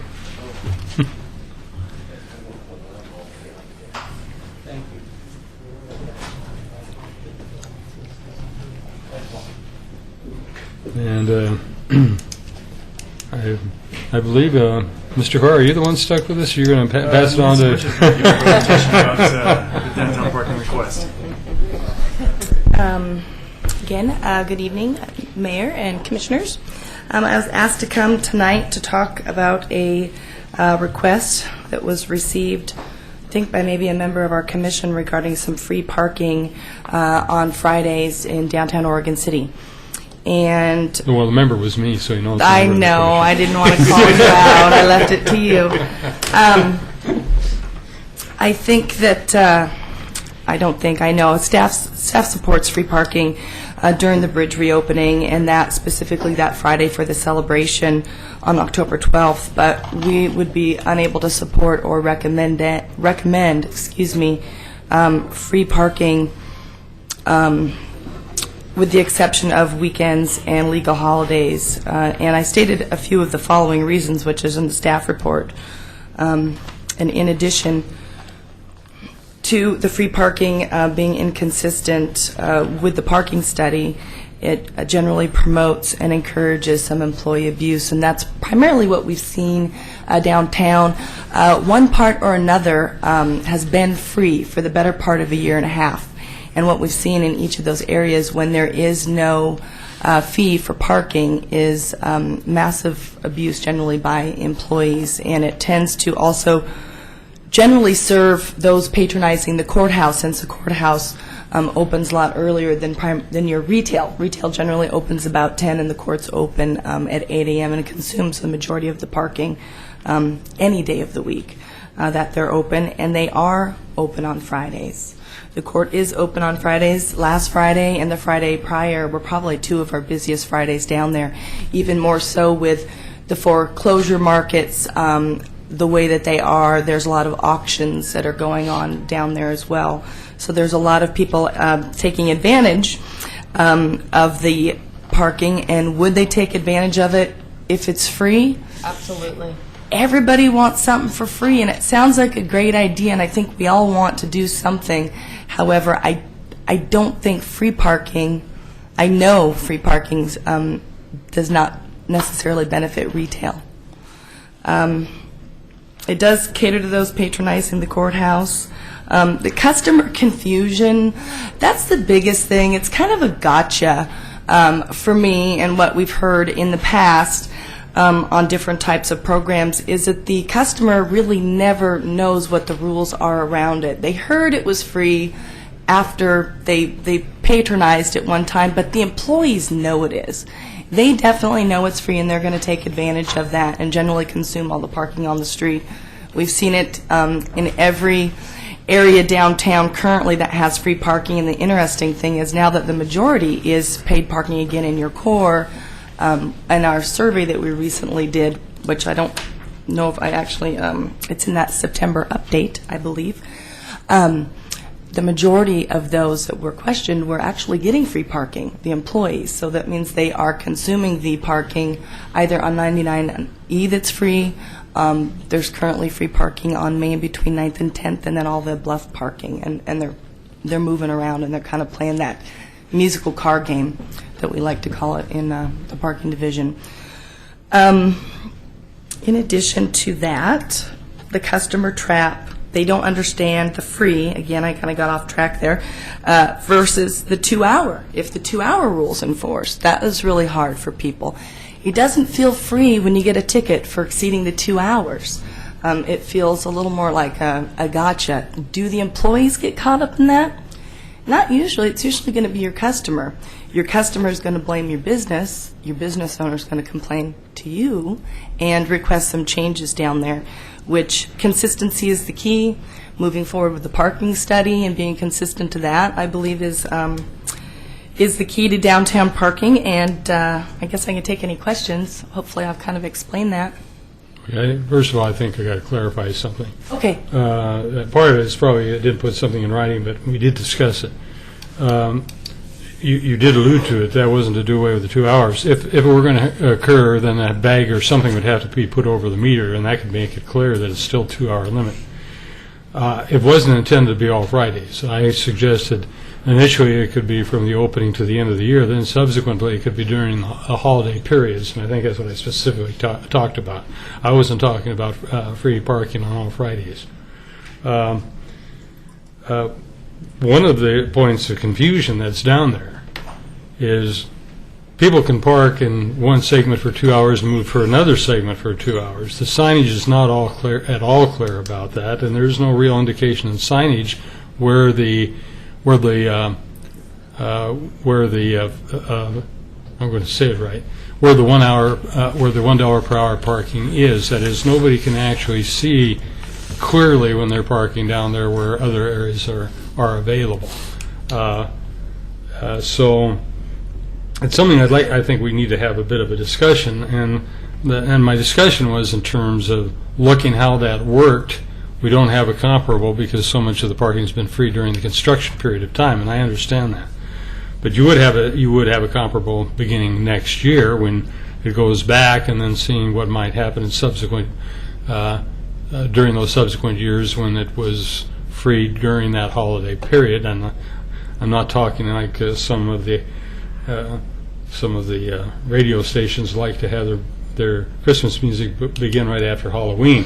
I'm talking about from Thanksgiving through the end of the year, or through the Christmas season, or the two. So I'm not talking about an extended, long period of time, ultimately, probably only a month, but to attract people into the retail area during the holiday season. There are some businesses there that, in fact, that is a major season for them, and there probably will be other retail businesses. So that was what I was speaking to. I also had a concern that when we look at that area, I would like a report back, because I have the feeling that there wouldn't be any real disappearance of parking available to customers. Then I see a whole battery along the railroad tracks of permitted parking. There's a whole battery there.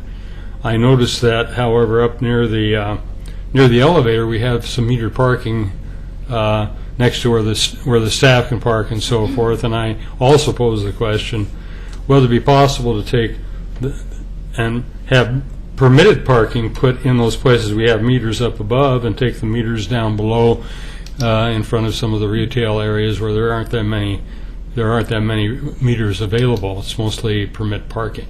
So actually, there are two items I brought up. Okay.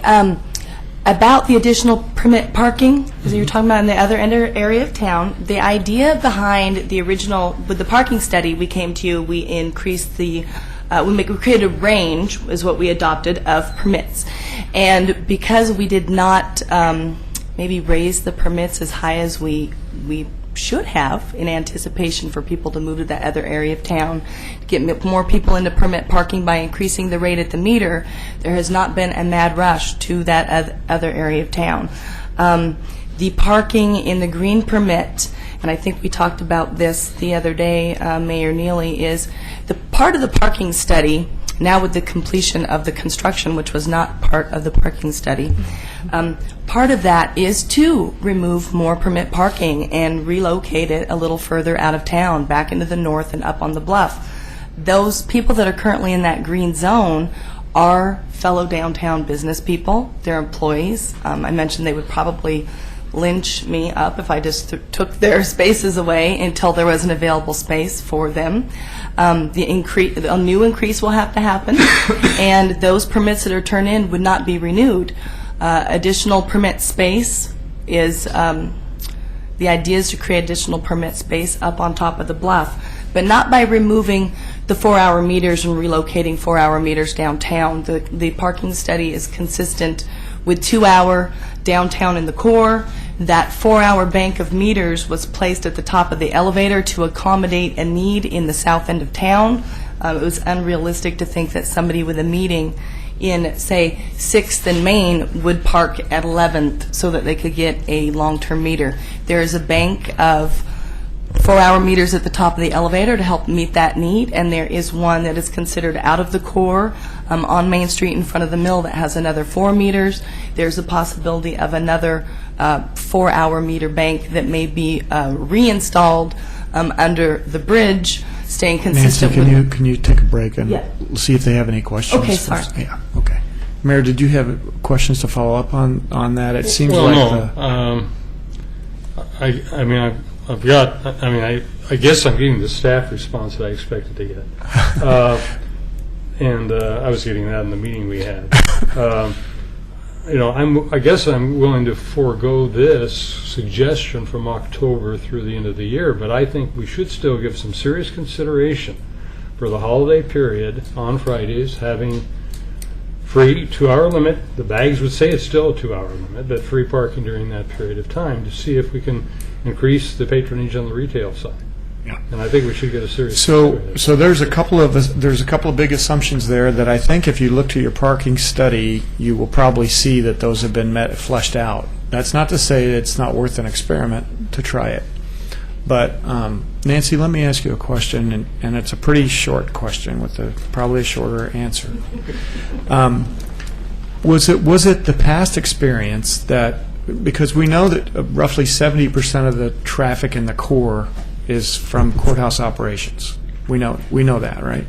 I would say that is a pretty good assumption, yes. If that's what's in the core, and that core is free on any day, Friday or any other day, even if there's a 2-hour limit, doesn't it just make animal sense that people that work in that courthouse or visiting that courthouse are going to park in that core and fill it up first, and then move every couple hours? Is that what you saw in the past? Is that what prompted the parking study?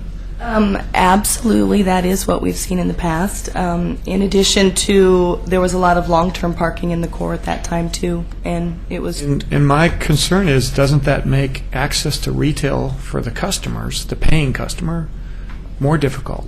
The intended user is not being serviced with the parking, no. See, my concern is we may get the opposite effect, and we may have evidence that will occur already. And so I think a gesture is important. I'm not sure if we're after a gesture or something else, but I think that it sounds like you would take issue with the assumption that free parking will generate more customers. You think it'll just generate more parking problems from employees and the like. Absolutely. And the parking is not, I don't believe that the parking will be available for the intended user, that retail customer. Most likely the compelled user and the employee. And I want to provide another piece or two of information, because the mayor was kind enough to give us a long heads up on this one, because he and I talked about this, I think, several weeks ago. So we did look at some of the numbers, and I believe it was $15,000 to provide free Friday parking from sometime in late October or mid-October until Christmas Day. That's what we're talking about, the bridge opening. It was about $15,000 impact to the budget. Typically, it's about $1,100 a day for every day that's free. And we fund our flower basket program and the trolleys and our staff, as well as there's a lot of things that go into the funding, and we haven't really studied what we would do with those impacts if those revenues went down, but I wanted you to be aware of some of the things that are provided there, including funding to the Main Street program. Well, that's 2.5 months was the $15,000, I think. Yeah. If you had 1 month, however, in the holiday period, it would be a lot less than that. Yes, sir. Yeah, and yes, sir, it would be. I do know we've got one business owner here who I saw an email from that was making a similar proposal, and it had nothing, well, as far as I know, it had nothing to do with mine, because I didn't tell anybody, but, well, I did speak to Lloyd Purdy, but I spoke to nobody else but David Frazier, and I had an email that came out about a week after I put forward my proposal that came across. Linda Bell, I believe, was from you, was it not? You want to come forward and speak?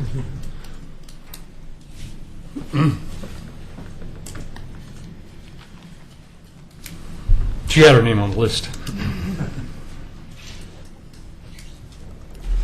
Thank you. I'm Linda Bell, co-owner of Winona Studios at 719 Main Street, and I live in West Lynn. I appreciate the opportunity to speak to you tonight to share an idea that I hope can have some impact on your discussion. As many of you know, my career before Winona Studios was in destination marketing and tourism. And with that 30-some years of experience, as well as the 2.5 years at Winona Studios, I come tonight to follow up on that email that I sent to all of you a week or so ago, suggesting that the city should be planning to proactively invite the greater metro area to come back to downtown Oregon City.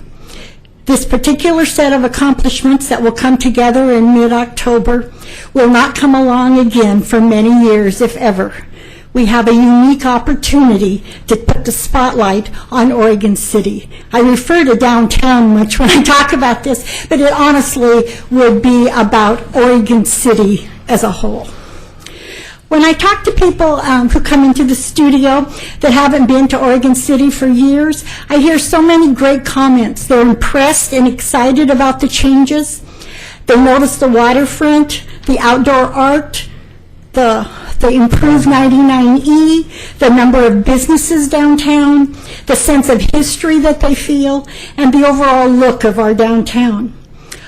On the other side, for the last year and a half, I've had lots of conversations about the mess, the construction, the dirt, the noise, and the very confused transportation system that they see in our downtown.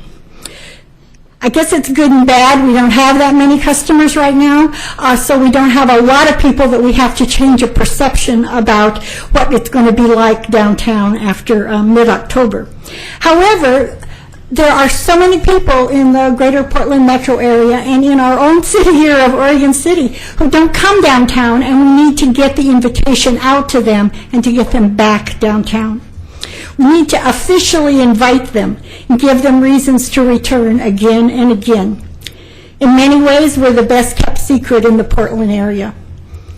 This October, we need to begin to change that. We don't want to be a secret.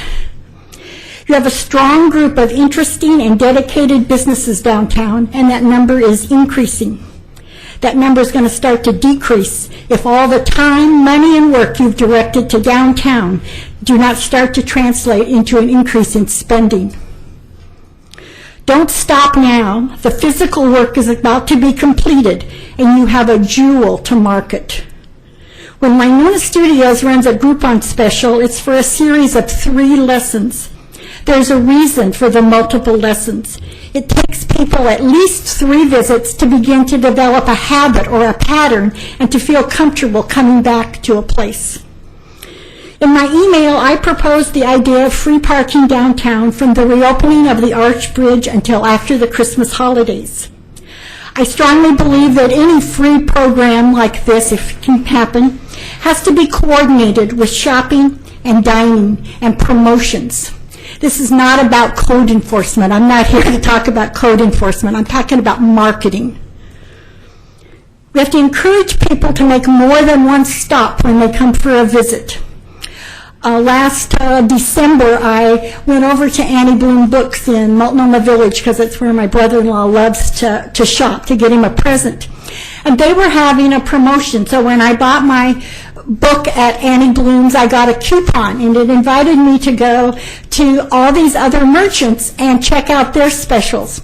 So I got this coupon. I decided I'd stop in at the candy store and get some of those homemade candy canes they have there. They were so excited to see me because I had this coupon. They knew it came from Annie Bloom's, so they knew I was a customer being referred from somewhere else. I bought my candy canes. I got another coupon that now said I'd been a customer at the candy shop and I could go to another place and spend it. So that they were really working together, and it really piqued my interest about how you could attract people to spend more time and money in a community. I'm talking about what a marketer would call a campaign. Something that's coordinated with a theme, a tagline, and promotions. I realize this isn't in the budget, and I know the realities of budgets, but surely funds can be found for this very important, unique, once-time opportunity to make something happen for Oregon City. I know Winona Studios and many other stops downtown will be working hard through their social media programs and other avenues to announce to people that downtown is reopened. But it needs to be something that has a bigger, broader picture than that and is coordinated. So we don't call it one thing.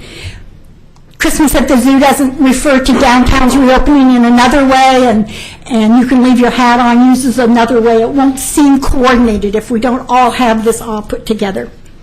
I come tonight to speak to you as just one business person from downtown. I don't represent an organized group. Winona Studios is an active supporter of the Main Street program, and I don't want my comments to be interpreted as being against anything that they're doing. I think they do a great job. I believe that the city needs to step forward with a vision and a budget and an overall coordination of all the resources that could help downtown and actually all of Oregon City begin to change its image in the eyes and in the pocketbooks of the greater metro area. I'm ready to help in any way I can.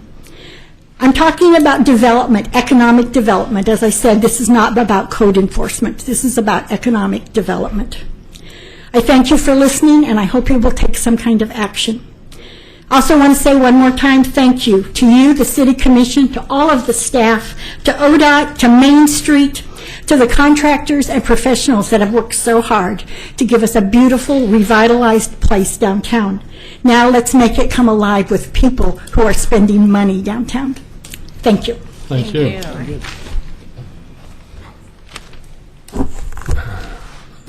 I don't want to drop it here.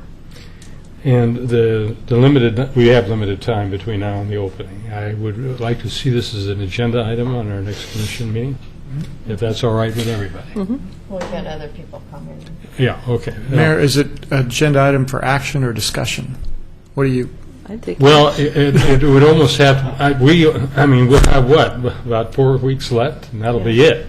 I mean, if we're going to take some kind of action, we'll almost have to be at the next meeting. The next meeting, if we put it on for another meeting. I'm not sure what we're putting on. Ms. Bell, if I can, Ms. Bell just talked about a marketing campaign. Yeah. We're though talking about parking. We provide over $50,000 a year to Main Street right now for marketing. They're our marketing arm in the downtown. I'm not sure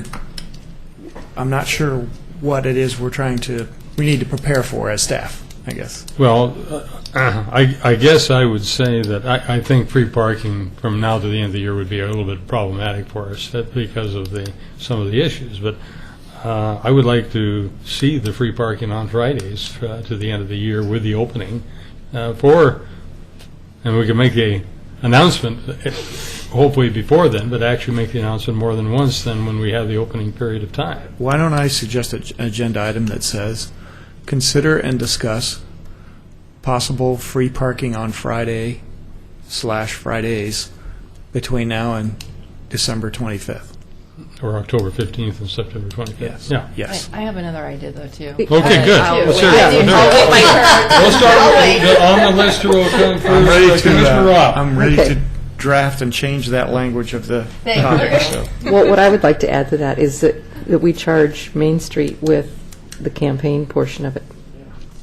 So that's their job. Yeah. Mm-hmm. Secondly, this is on the parking issue, but something that's been brought up to me by parking downtown, and that's the impact that the Wednesday market has on downtown and people being confused by the, what do you call those things that are going over the envelopes or whatever they're going over the thing. So they're not knowing if they can park until noon or whatever. And also people getting tickets because they're in the courthouse past noon. And then who is making up the revenue loss that the market is causing from those things being closed? Nobody's making up the revenue loss that the market causes. And to speak to the signage issue regarding, I think you're talking about putting the red bags over after the noon hour. What we have found, because there are signs on every individual meter that is on 8th Street currently, and that was obviously paid for through the parking revenue, and it is something that the businesses felt strongly about. They wanted people to really know, and we thought the most information out there possible.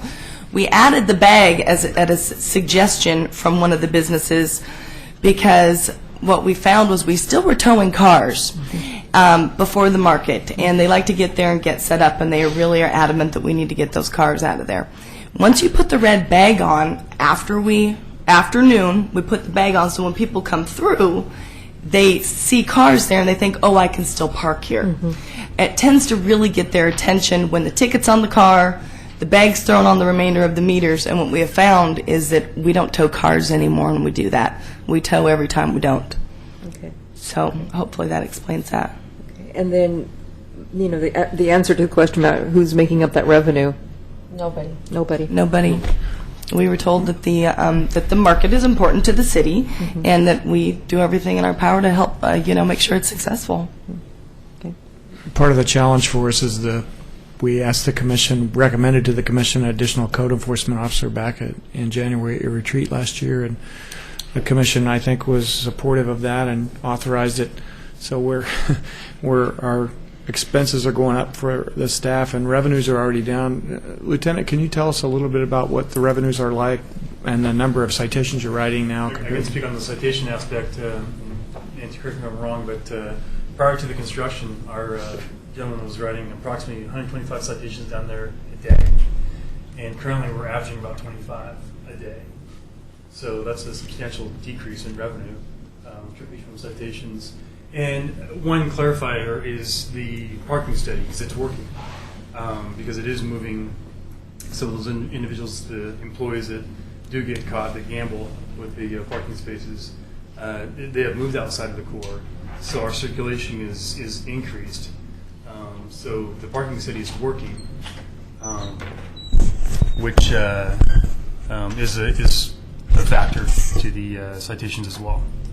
So I don't have numbers, but I can tell you that those parking and citation numbers speak volume. 125 prior to, and 25 probably average, maybe 30-ish.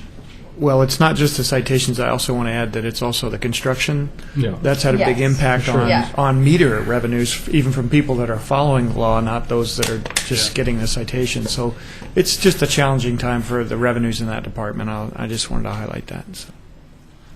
Commissioner Mum. I do understand consistency. That is important. People get that if it's consistent. But I also do understand the business problem. And my suggestion is, instead of making it a free Friday, make it free afternoon or something like this, because then your regular employee has already gone to work. You can issue citations that I'm not thrilled to receive, but you can issue citations up until noon and then let it be free. And if businesses have employees parking in front of their business, then they need to talk to their employer. I don't know. It's kind of up to them. Mr. Paul. That's an interesting idea. First of all, I sympathize with code enforcement for, having parking in a constrained area, trying to do that. That's hard. I empathize with the business owners because I know what it's like to go through construction, have everything all torn up. From a business marketing standpoint, I think it's the targeting the retail customers, and how can you do that and still have keep the meters open for other people. Have you considered like a parking pass just for retail customers that they would get issued at any retail place, and they can use that for certain months or a certain time period again and again to get the repeat customers back, and then everybody else would be paying except the retail customers, so it would target that audience. We do not have a retail customer pass. However, we have had something similar, which was called a courtesy parking pass, which we did not continue the program because of the overwhelming abuse of the program. The selling and the purchasing and using this primarily used by employees, businesses who didn't want to pay the $20 ticket. They would get the reduced price pass and subsidized parking for most of their employees. But if this was just linked with the promotion, though, if this was just linked for a specific time for marketing for just this time period. I think a promotional something is great, and some kind of marketing campaign, and to help the downtown businesses. I do not believe, and I don't recommend, that free parking be associated with a marketing campaign. I don't think it's in the best interest. I think it sounds good. I think we all want to do something. We're hearing a lot of people say that they need something, but I don't believe that that's the way to achieve a successful retail area. Right. But certainly it is absolutely up to you, and we'll do whatever you want. Commissioner Roth. I have one more question. How about looking at it from a different angle? Where I used to work, we had parking stickers that had to be on our cars, and that gave the people that did the enforcement the clue that this car shouldn't be in this area. So, if we parked in say, a visitor's parking lot at the hospital, we got the ticket. So you were doing it the other way around. That would be a fantastic idea if Clackamas County would match our $300,000 offer and provide adequate parking for their employees at the courthouse. That would be great, because then they could buy that sticker that gives them access to that area. Well, we didn't even have to buy them, but you had to have it on your car. So if you're an employee downtown, you have to have that sticker on your car. And your car had to be registered. And the person that went around and did the enforcement had a list of all the cars that were registered. Yep. I think they have a very expensive software program that comes with tracking that. I know a handheld device to just monitor is. Ours was not. It's about $30,000 for the first year buy-in. This was and hand. $10,000. This was done by hand on my building. We had about 500 employees, and it was done by hand. He had a list, so it wasn't a software. It's all one company, though, right? Yeah. All one company. Yeah. I don't No, really see how we could excuse me, achieve it was that, not. but- It's 3. Okay. State How hospital. many employees are in the downtown? Well, I guess it's not just employees, it's the people coming to the courthouse. I think Lloyd would tell you there's 900 employees downtown, and then you have about 70,000 jurors. A lot of people are identified as being an employee, but simply by the sheer number of citations and how well we recognize their license plates. But it's kind of funny, but it's true. But they could be attorneys. I mean, it's the Clackamas County Courthouse, and if you're an attorney and hopefully you're a good attorney, you're probably going to court. Or maybe you're settling more of your cases, but a lot of people don't hold offices down there who are there, and they are going to be the ones that do take advantage of the 2 hours. We see a lot of that with the moving around of vehicles currently. With the free parking at the elevator, they'll come in and they'll pay for the first 2 hours. They'll move to the top, take the elevator down, and you'll notice the elevator statistics. The numbers of going up and down every 2 hours contributes. That's the parking game. Mayor, can I suggest one other thing? Just throw this out there since we're brainstorming. Because what we're really trying to do, it seems to me, is try to increase the promotion, the marketing, the traffic, the customers downtown, not make the parking problem worse, not try to pretend that by free parking somehow we're going to really increase business. I wonder if maybe I could try to influence the Main Street organization and try to find a little bit of money for that, some seed money for some sort of holiday promotion for the downtown. Now, they don't have a lot of time, and I know that they have one person running their organization, really, and I haven't talked to him about a holiday promotion and what they have planned. I know they have that big car show coming this weekend. We have a 3-day event that we've put several $1,000s of city money into with West Lynn and others for the bridge opening. But if the commission would like me to explore that idea, then I would be happy to do it. And we have our Main Street representative. I don't know if you've had discussions with the rest of the board about that. Yeah. Holiday promotion. Do you know if they're considering it or? No, I think that more direction from the commission on that would be good. Okay. Something I can bring back to them So, saying. how does the commission feel about that?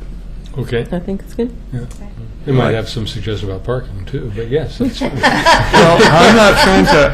I want to do what works in your parking problem. I think I was just telling Bill. It seems like a 100-year game of cat and mouse. It is. It's been played here before all of us, and it's still going on. And I don't think it's ever going to be over. And every time Kathy and I or Commissioner Roth and I have talked about this problem, it's like that sweater where you pull one string here and the sleeve comes off. Mm-hmm. Then you pull another string and something else goes wrong, and it's human behavior. And Bill and the chief have continually pounded on my head about consistency, because they're in the enforcement business and they're concerned about that, and I think rightly so.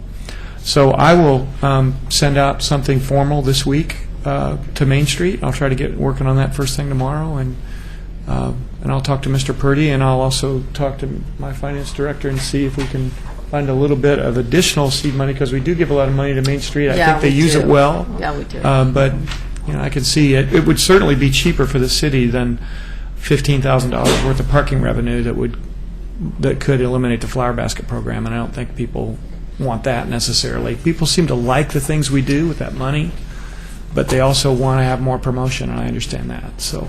Ms. Bell has something else to say, but you'll have to come to the mic. Again, it's Ms. Linda Bell. Thanks. I'm sorry. I just, listening to your conversation, I just felt the need to say one additional thing. And that is we in these conversations separate the courthouse people, the employees, and the customers. And I can tell you in our shop, the courthouse employees and jurors and witnesses and everyone else are customers. The other employees downtown are customers. But we need new people. We need people who have for 20 or more years thought Oregon City was a depressing, stinky, dark place that nobody would have any interest in coming to. We have to change that, and it won't happen overnight, but if we don't use this opportunity this fall, when everything looks so beautiful and so many things have come together, to start changing people's thoughts about downtown Oregon City and the rest of Oregon City, we have missed an opportunity. And so if we have to find money that we didn't know we wanted to spend on this in order to start the process, I think it is vitally important for you to understand where this isn't about parking. This is about changing the image of Oregon City in the minds of everyone who lives in the metro area. We have a woman who comes and takes classes regularly. She lives in southeast Portland, and she takes 2 buses to get to our place because of how much she likes us and downtown Oregon City now. And there are hundreds and thousands of people like that out there if they just would hear our story. So that's what we're talking about, is sharing that story. Thank you. Thank you. Thank you, Linda. Any more comments? So you're not getting a specific direction on the specific idea. You're getting probably 7 out of the 5 of us. Well, I need a little bit more consensus, because I Yeah. will proceed with That's that letter fine. to Go- Main Street. Definitely will do that. I will look That's for, a good idea. I'm thinking around $5,000 for the promotional. Even if you can't find something specific that can happen by October 15th, if you can have something that we can mention at that particular time, maybe several times. I was just trying to see if Lloyd would still be up. I like to always point I out, understand. when the bridge closed, it was rainy, we had 1,000 people show up. My guess is we'll have a lot more than 1,000 people show up over that 3-day weekend, and we want to be able to tell the story, Yeah. which is So, Mayor, exactly what you're do asking. you and the commissioners have an agreement that you want me to pursue this Yes. promotional and the $5,000 stipend instead of more talk about parking? Or do you want that in addition to? No. Promotional stuff, if they bring up parking, then that should be part of the discussion, but you can see. I've already talked to Main Street about parking, and they haven't asked. They don't necessarily. Lloyd doesn't necessarily believe.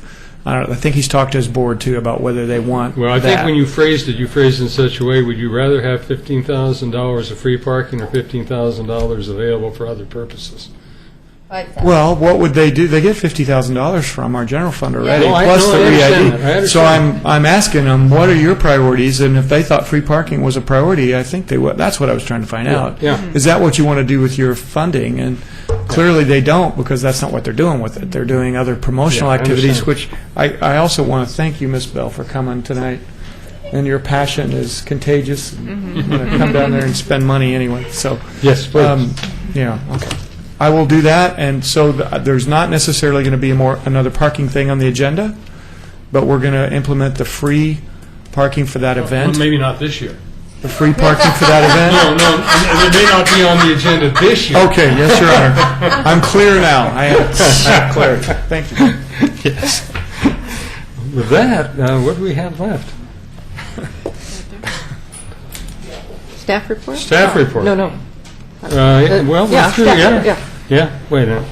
The future of the yeah. Staff report. You mean city Your manager? city manager's report. Okay, it's going to be very quick. Some members of the CIC are interested in taking a tour of the South Fork Water Treatment Plant. And we're going to go ahead and arrange that, but I also know that some of you may not have had that opportunity, and you may be pretty busy with a few other things going on. But I want to let you know that we're going to be putting that tour together. If you're interested in that, please let Katie know, and we'll get that on the schedule for you. Actually, it's been years since I've gone on that. I haven't gone on since I've been on the South Fork Water Board. I have a feeling went on you as have citizen access side. to the... Well, no, that's true, but I did it as a citizen. I think it's very valuable. Yeah. So we're going to be setting those tours up. If any of you are interested, let Katie know, and we'll get you scheduled. Also, the city has received a workers' compensation renewal proposal for our policy year, October 2012 to September 2013. I'm pleased to report, and I want to give my executive team and our HR department in particular some kudos here, to report that the premium has decreased for the 6th year in a row. The number of paid claims has dropped from a high of 18 claims for over $124,000 in 2008 to just 5 claims paid this year. I'd also like to acknowledge the employees, the management team, the safety committee, which we didn't have in the past, but we now have and has been very active. Our safety consultant, Don Binzer, for their efforts in making the city a safer place to work and keeping our workman's comp costs at a minimum. Great. That's all I have. Thank you. Thank you. With that... Wait, do we get a chance or no? Oh, yeah, sure. Okay. I wanted to talk about something that I learned on my vacation, and that was in Savannah. They have a college there called the Savannah College of Arts and Design. And I talked to some people at the college about this specifically because of my interest in Concordia. And what I found out was they started in 1995, came to Savannah in 1995 with 72 students and 1 building, no urban renewal funds. They now have over 10,000 students, campuses in 5 places around the world. And Savannah, the city of Savannah, is crediting SCAD, is what they call this, with totally revitalizing Savannah, because they have bought a vacant apartment building, every vacant building downtown, everything says SCAD on the side of it. So it very much got me excited thinking about what Concordia could do when we've got there's art and design colleges all over the place. There are not Homeland Security colleges all over the place. And so just thinking about what could happen with something like this just reinforced my idea that we need to do something dramatic with Concordia. Very good. That's it. And the order of our executive sessions are, City Manager? Oh, excuse me, do you have any comments? No. Okay. No. Urban renewal is first and then city commission. And if it's okay, we'll just hold them here since it looks like the rest of them. And chase everybody else up. Okay. Very good. Are we adjourned? We're adjourned.